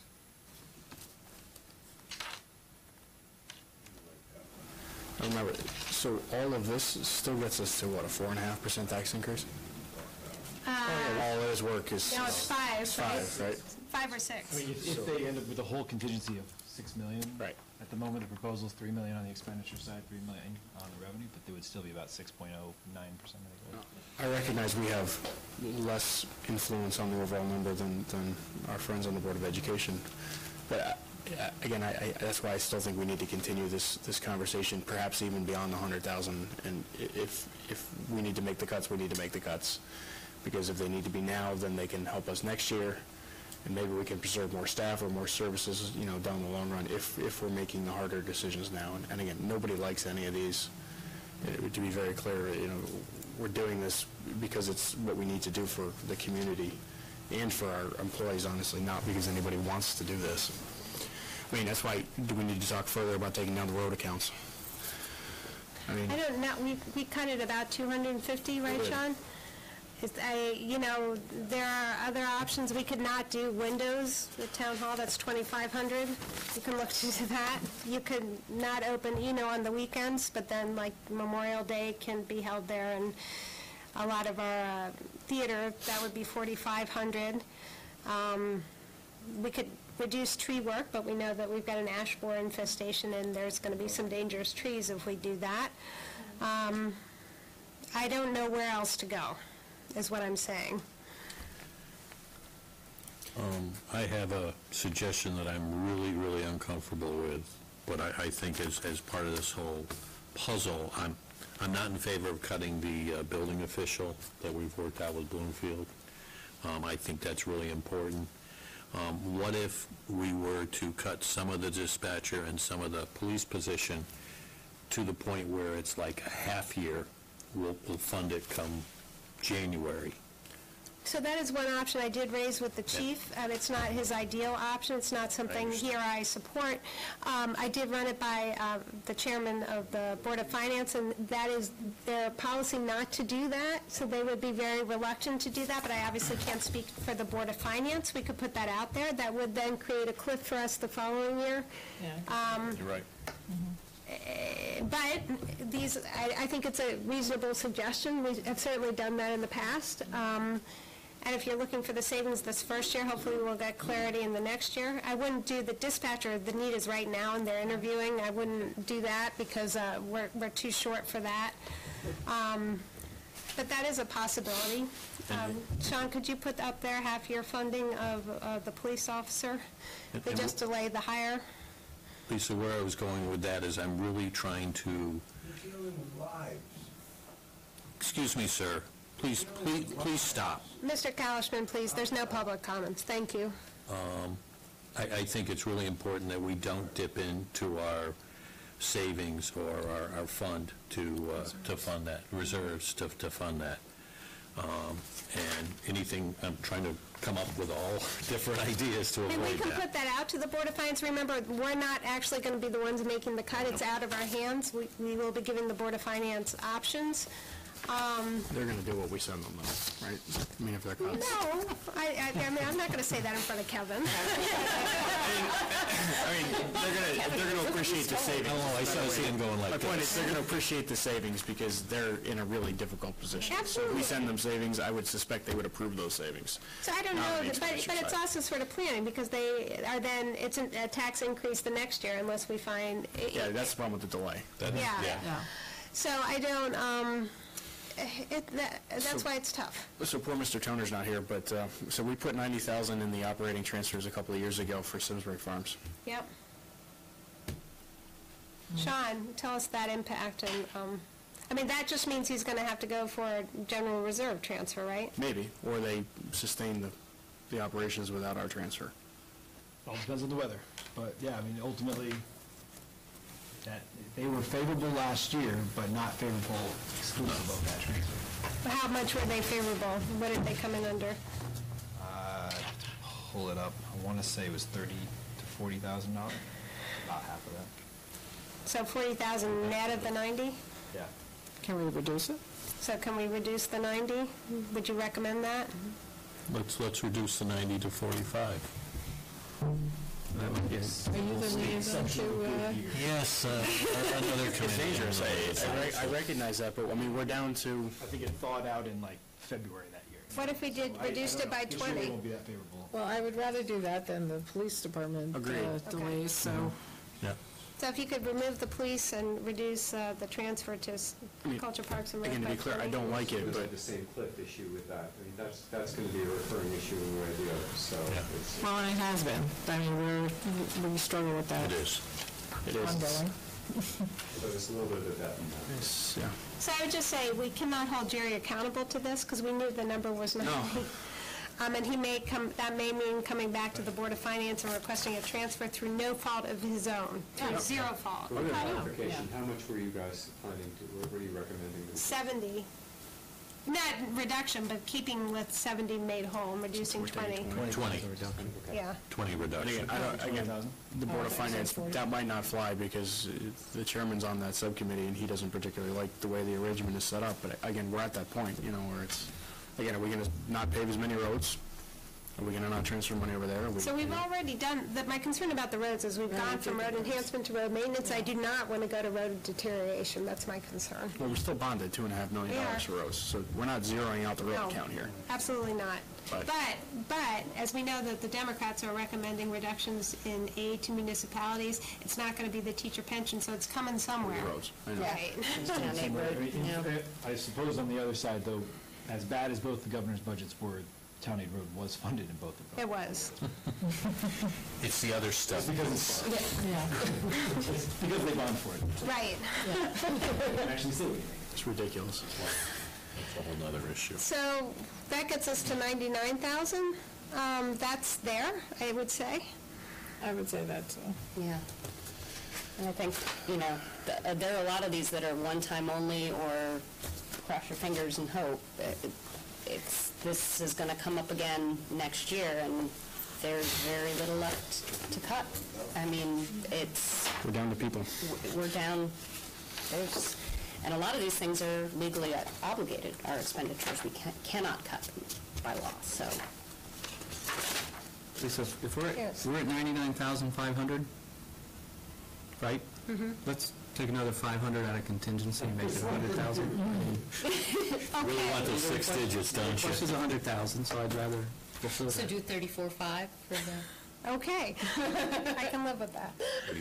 And I do think, picking up on the theme, I mean, Sean articulated this and a number of people did. I mean, we're not facing what we have faced in the past where you have a dip of revenue. I mean, basically the floor has completely fallen out of what our base revenue is. So this is, what we're really facing as a state, as a community, is the level of services that are going to be provided are not going to be equal in the future to what they've been in the past until the revenue picture really turns around. So these are the types of decisions that we're going to have to be making, and this is by no means the worst case scenario. So this could just be the tip of the iceberg when the actual budgets actually do come out. So. No, I agree. I mean, the next step, you're looking at closing the library certain days. You're looking at not having the amount of public safety officers that we have. You're looking at Closing Memorial Pool, we're looking at, yeah. Closing a pool. Right. You're looking at things that will have real impact on people's lives.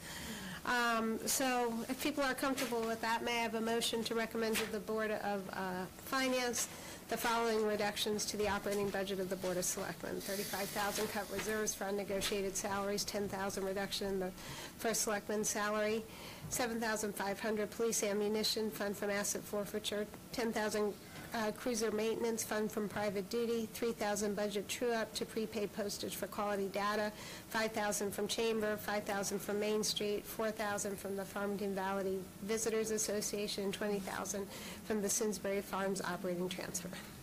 Lisa, I will regrettably make that motion, and I also want you to know how much I appreciate your pitching in. It means a lot. Thank you. You're welcome. Before you all move forward, I believe we have a clarification. Just one clarification. I think the police ammunition would be also from the private duty fund, the two separate small police funds. So I think originally it was said asset forfeiture, but it was intended to be private duty. Is that correct? Okay.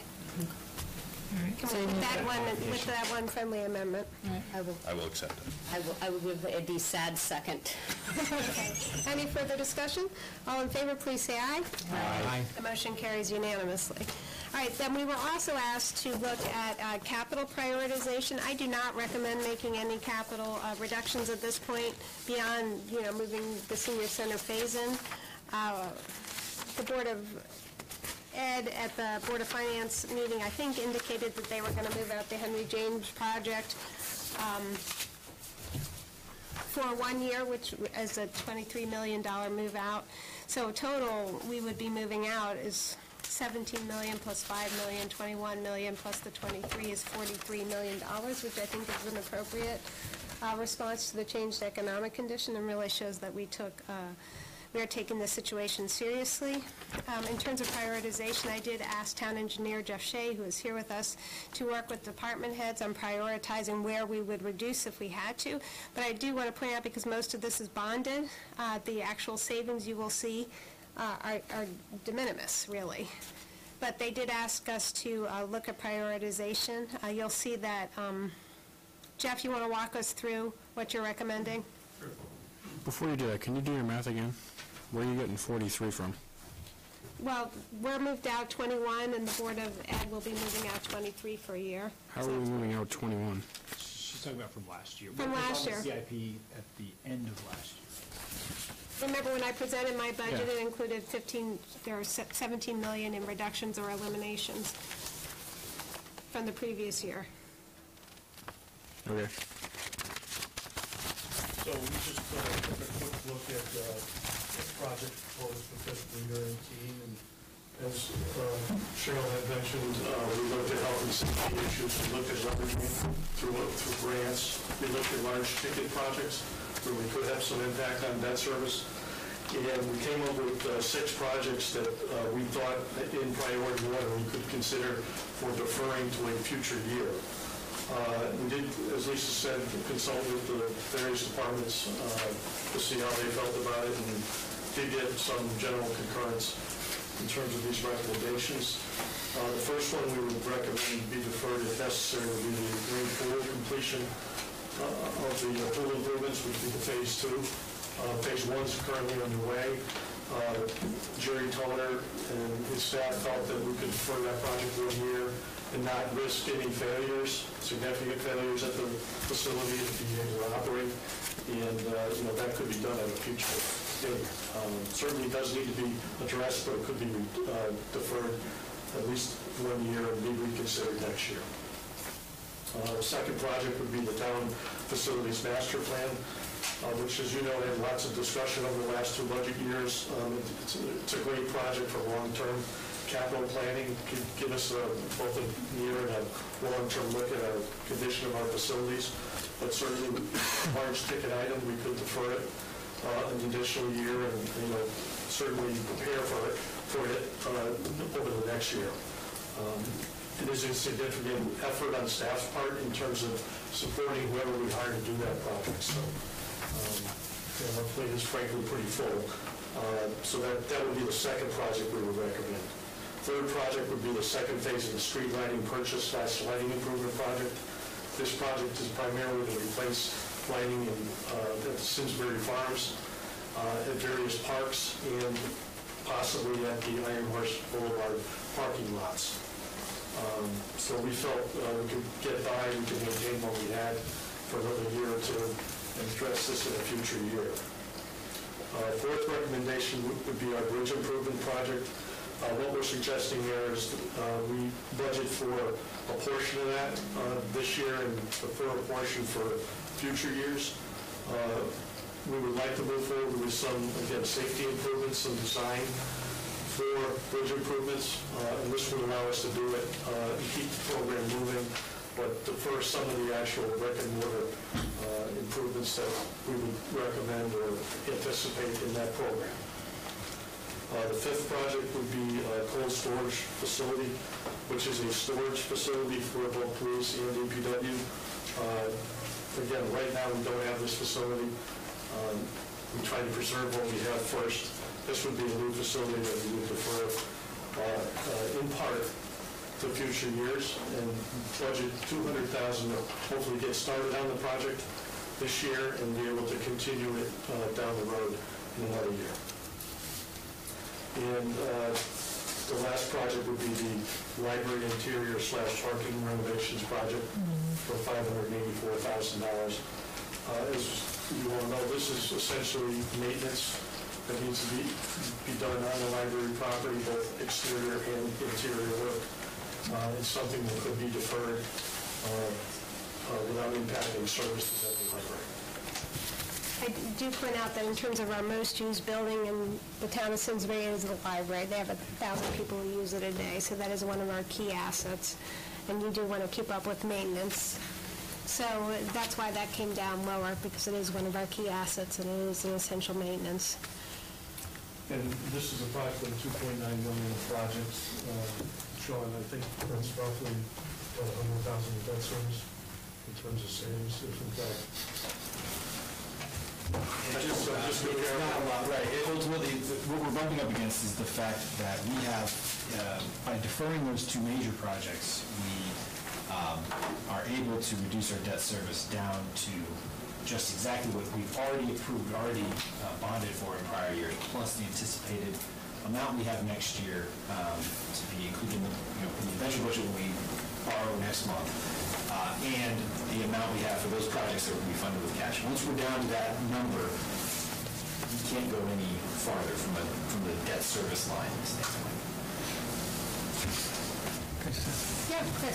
Sean, you may or may not know this, but when we pull these projects out that have been pulled out, what's the percent of our budget that will be debt service?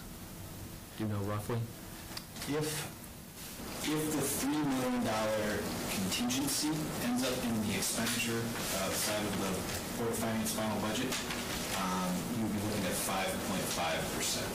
5.5% and adopted budget.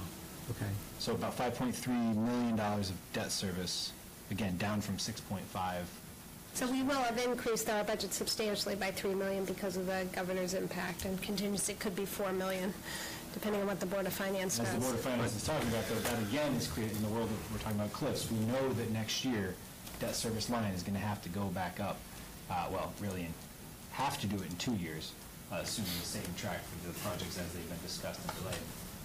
But as we have the high school falling off next year, there is kind of a transitional year there. But we will eventually need to be back at a debt service level of 6.8 or 6.9 million. Which is right. That is the only thing that worries me, reducing the debt service is, again, you are building in a necessary increase down the road. That's right. When you move back up. And even the 7% is a guide.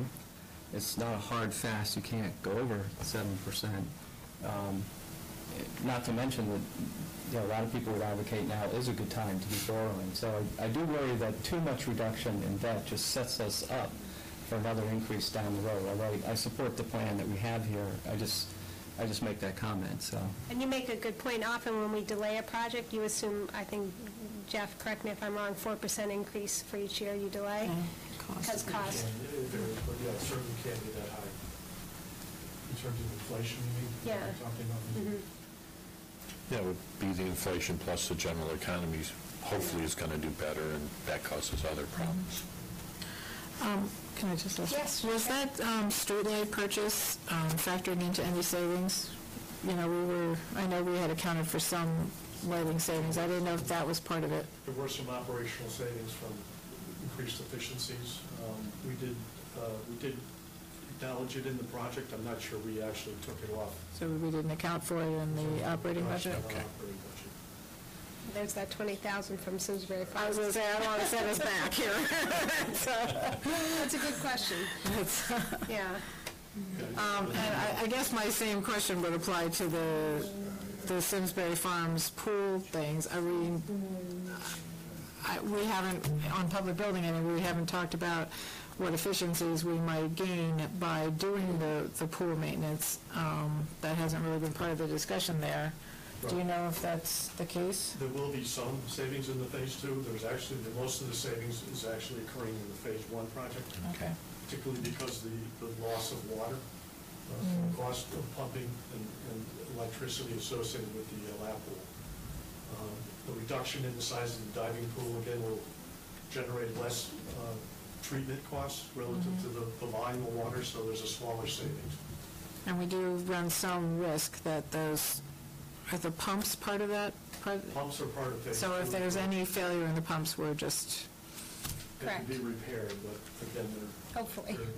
quite old and at the end of the... Well, and I've been listening to this at Public Building, that's why I'm questioning this, because it seemed to be a little more urgent than would be. So I am not recommending any reductions in capital. We've done the reduction, and the savings, to Sean's point, are not much, and you don't want to Chris's point, you don't want to create cliffs for later years, and the costs will go up. And right now, the bonded rate is pretty good. So this is not something I would recommend if they've asked for the prioritization, but, I would be comfortable if this board tells me to, saying then this is not something we recommend. Because it's not really saving us money in it's and it will cost money later. So It's the gonna savings cost we us have more this later. year, just a normal increase in cost by the delays, are going to go up anyway. So I'm not sure it's a long-term savings. It's kind of weird when you talk about capital, people think that, wow, those are big numbers, but they're not in terms of the cost. bonding costs. Yeah. It just doesn't seem like we're going to get enough savings to justify some of the risk we're taking here. It's a bit like saving money by skipping the $30 oil change in your car over and over again until your car then falls apart and you have to buy a whole new car. Right. There is some of that in there. I mean, these are very modest, essential projects. We didn't put anything forward that we didn't think needed to be done, so. So from a debt service standpoint, though, whether we cut these or fund them, the debt service number doesn't change, right? Fiscal 18. Right. Right. In fiscal 19, because the high school is coming off, this is filling the capacity that the high school leaves us. So theoretically, if we didn't do this, we would be enjoying savings in 19 as a result of Right, this. it's essentially, right, spreading them over 2 years. So they are $300,000 in savings when you amortize these over 10 years. So these are not inconsequential numbers. Most times one of the main projects comes back.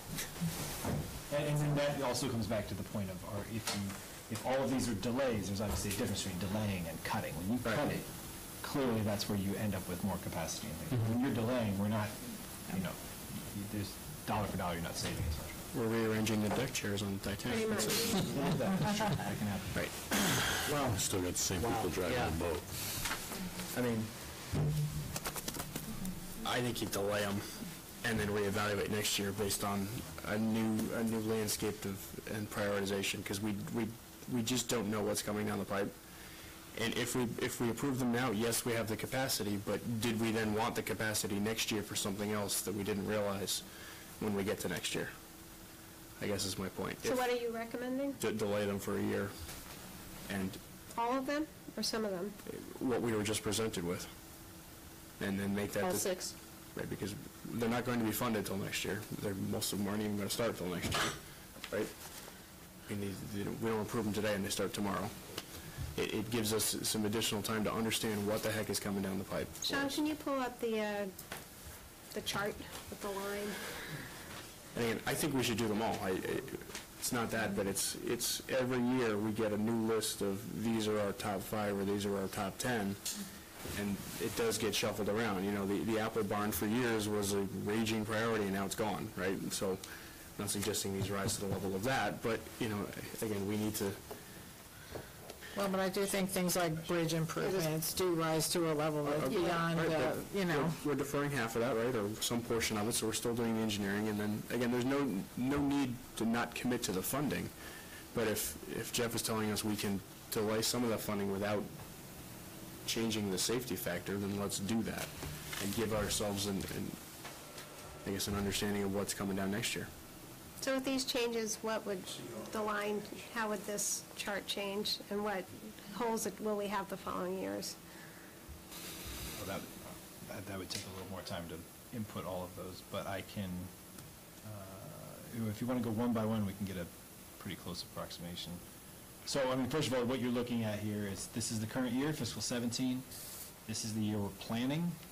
Under this, right now, it is set up to show delaying the Henry James project, roughly $23 million project for 1 year, and the senior center for 2 years. Again, this comes back to, this is what I was referring to as the fiscal 19 is the year that I think the appropriate discipline would be to work your way back up to the 6.7 million. That's about 600,000? We need to, I'm sorry, say again? That's about 600,000? Yeah, over 1 year, that was about $600,000. I can plug in the others as well in addition to this, and we can sort of watch it as it changes. The bottom line is, assuming you eventually do those large projects, whenever they are bonded, in this case, it's assuming they're bonded in 2020 now, say the Henry James issuance, this dark blue one, for 15 years. Eventually that, plus the other projects on the plan, you're going to need debt service, again, back up at the $7 million mark. So, but sure, I can, let's see, we can take each project. If you have if someone has a list, or Tom, do you have a list? I do have it. Let's go in order, and you're proposing the rink improvements would no longer be spent in fiscal 18, to be spent in fiscal 19, Yes. correct? The, let's go down the list here. All right, street lighting, 400,000.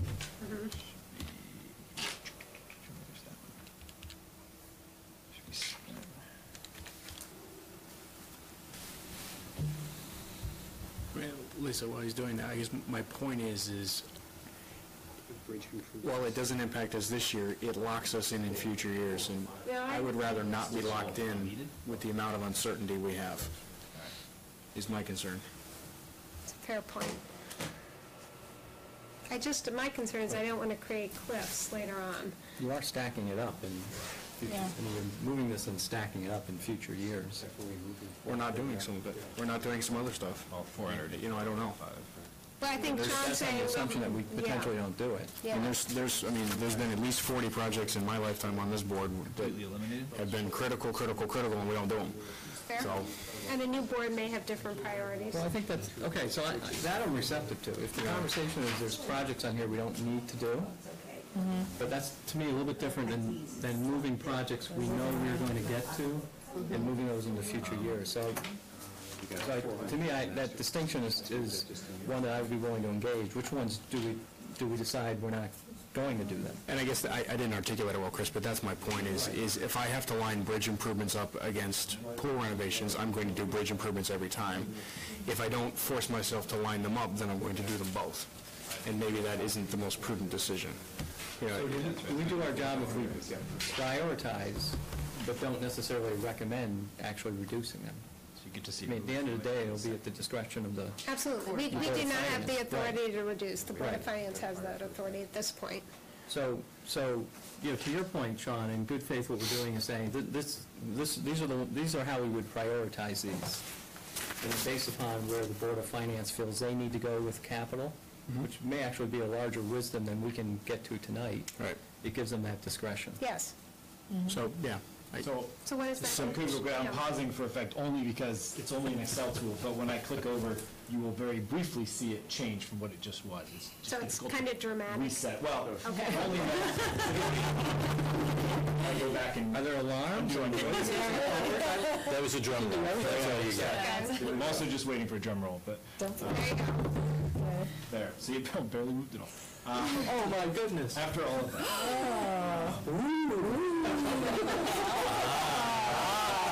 The point is, it dropped the overall to $6 That's million. actually proving the point, I think. Well, and ultimately, because so many of those, and this is where we're really getting into the weeds of the financing, because we bond every other year, the model itself, when you're pushing something out within a year, and those 2 years are summed into one issuance, a lot of these smaller, relatively smaller projects, I'm only assuming spending in 1 year anyway. I wouldn't say, okay, he's going to spend, you know, this $200,000 project, 100 1 year, 100 next year. It doesn't move the dial. So ultimately, from the capacity standpoint, there's not an So how much does that save us in 2018? Again, it's never going to save any more. It's not going to save anything. The only, you know, again, back to the options for 2018, you know, theoretically, in this green area are projects that I have deemed, or bond council has deemed not eligible to be borrowed anyway, that we were going to fund with cash. Some of those smaller projects, if you were going to eliminate them, you could pull that down. It's just going to be that much more you need to increase over the next 2 years anyway. But that's the only other piece where you actually may see a slight impact on fiscal 18. So, but correct me if this is wrong, Sean, but that's the year we're talking about. If you look at it fiscal 20, by doing the 19, what we just pushed out, we've actually left our debt service sans cash the same without talking about the Henry James project, right? Because that light blue shading comes in. The dark, right. The Dark light blue is Henry James, right? Understood, but so what we just all moved out, we left our debt service the same as it potentially is going to be next year, correct? In 2020? Correct. Yes. So there's no cliff. Correct. You could, right. That does get into what we spend, which projects we fund with cash.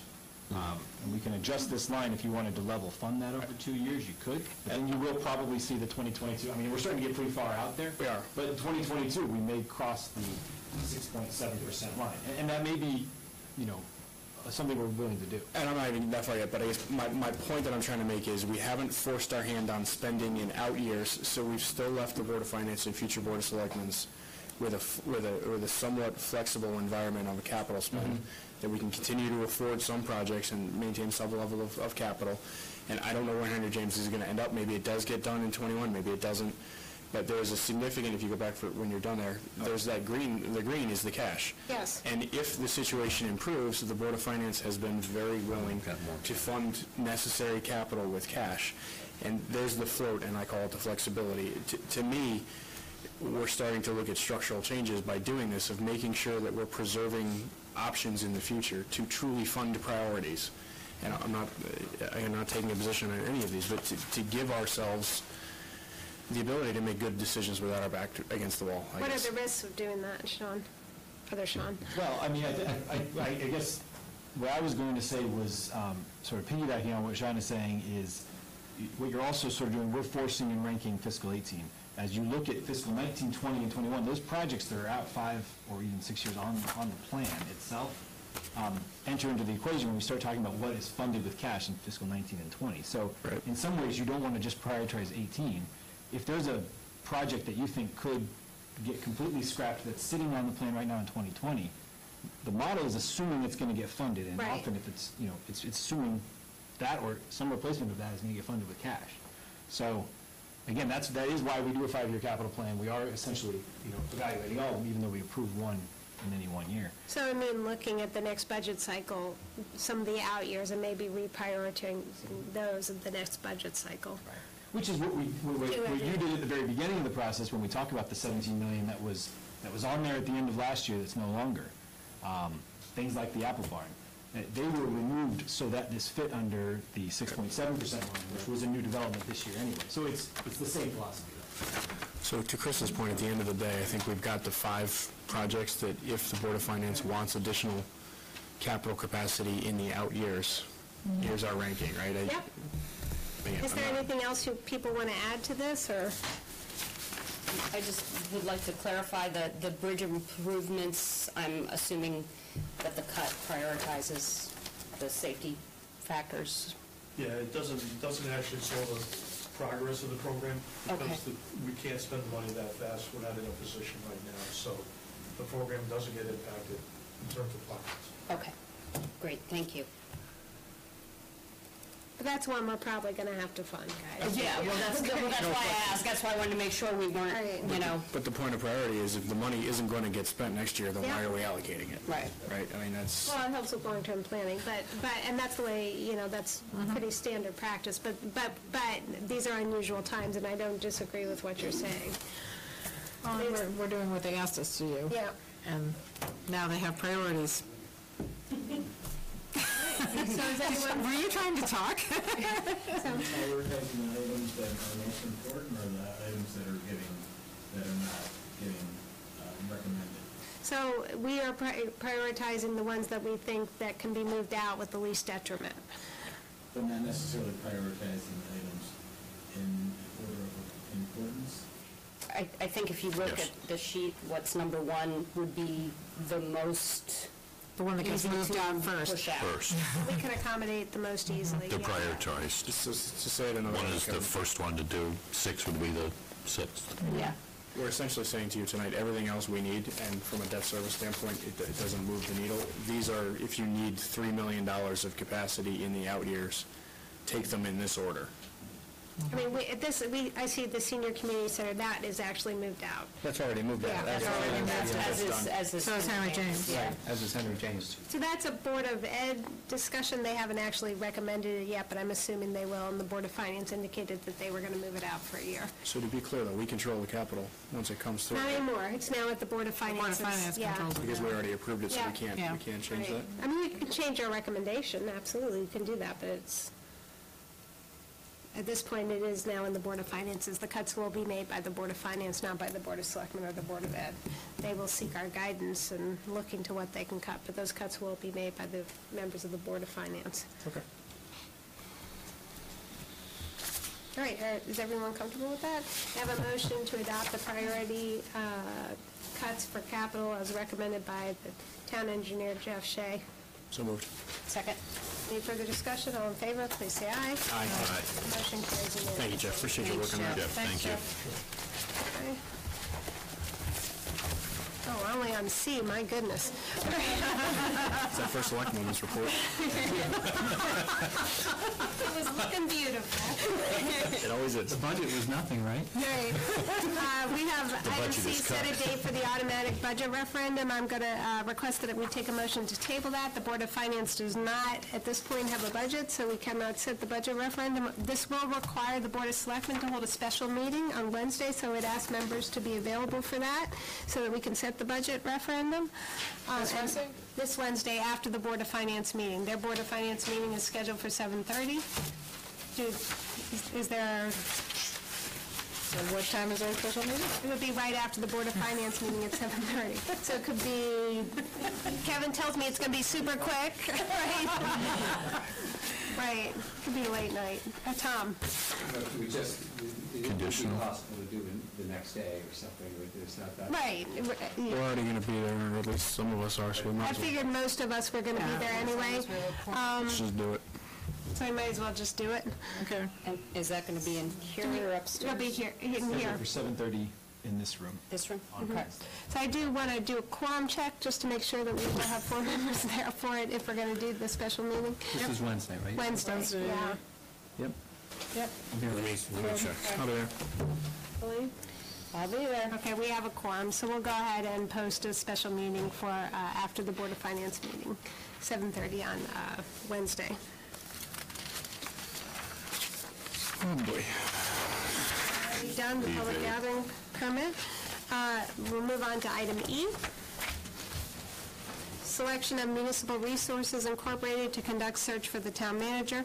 The Executive Search Committee interviewed 3 finalist executive search firms for possible selection to assist the town with the recruitment and hiring of a town manager. Based on the interviews and the information provided in response to requests for proposals, Municipal Resources was identified as the best candidate for the recruitment process. The town's proposed fiscal year 18 budget, not this year, includes funds allocated for this purpose, and those funds are sufficient to cover the cost of the project. Municipal Resources has agreed the payments will not be due in the current fiscal year 17, and payment will be contingent on the budget passing. So I open it up for questions. You don't need a motion, or? We do it backwards, yes, I know. Sean? I was just going to, just a comment, I thought that all 3 firms were of high quality, but these folks really did stand out amongst all the firms that we looked at, and I think we'll have a high degree of comfort from a community involvement, from a really comprehending the thoughts and the values of this community. Don did an excellent job of homework and understanding the sentiment of the charter revision meetings and other meetings to really get to the heart of what I think this town's looking for. So I'm very comfortable with the direction we're going in here. So. And he did, for the members of the public, he did say that they would use focus groups and there would be opportunities for public input. So wanted to alert the public that they will have an opportunity to participate in the process. Okay, with that, may I have a motion to authorize the first select woman to enter into a contract on behalf of the town of Simsbury with Municipal Resources, Inc. to assist the town in the recruitment of a town manager subject to review and approval by town council. So moved. Second. I'll go with Elaine in a second. Any further discussion? All in favor, please say aye. Aye. Motion carries unanimously. We do not have a member of the Registrar of Voters here, but we do have before us a request from the Registrar of Voters to approve the addition of certain addresses to the redistricting plan approved by the Board of Selectmen on March 13, 2017. The addresses are included in your submission. They include Bushy Hill Road, numbers 468, 480, 482, 484, 488, and 492 to be changed to Tooten Hills School, and Hot Meadow Street, numbers 999, 1001, 1003, 1075, 1079, 1083, 1087, 1091 to be changed to Terriffill School. As they reviewed the houses and where they were located, they felt that those changes were recommended.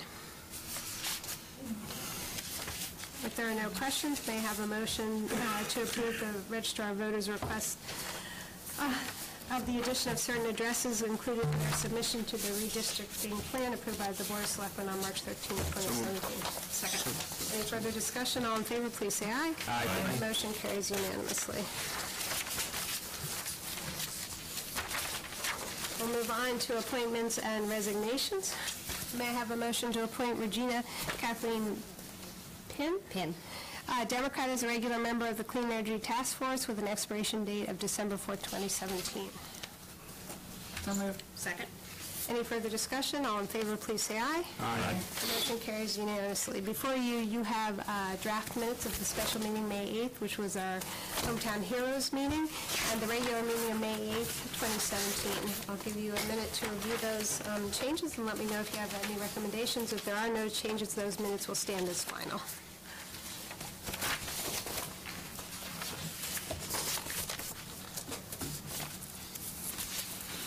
Seeing no changes, I would request a motion that we move into executive session. Oh, God. So moved. So, second. I'm just going to read it because for members of the public, executive session, according to Connecticut General Statutes, Section 1-206D and E, concerning the selection of the site, lease, or sale, purchase of real estate in connection with the redesign of the senior center related to project records with Mr. President. We have the first made by Cheryl, the second by, who made the second? Mike. Any further discussion? All in favor, please say aye. Aye. The motion carries unanimously. We will go into executive session. Thank you.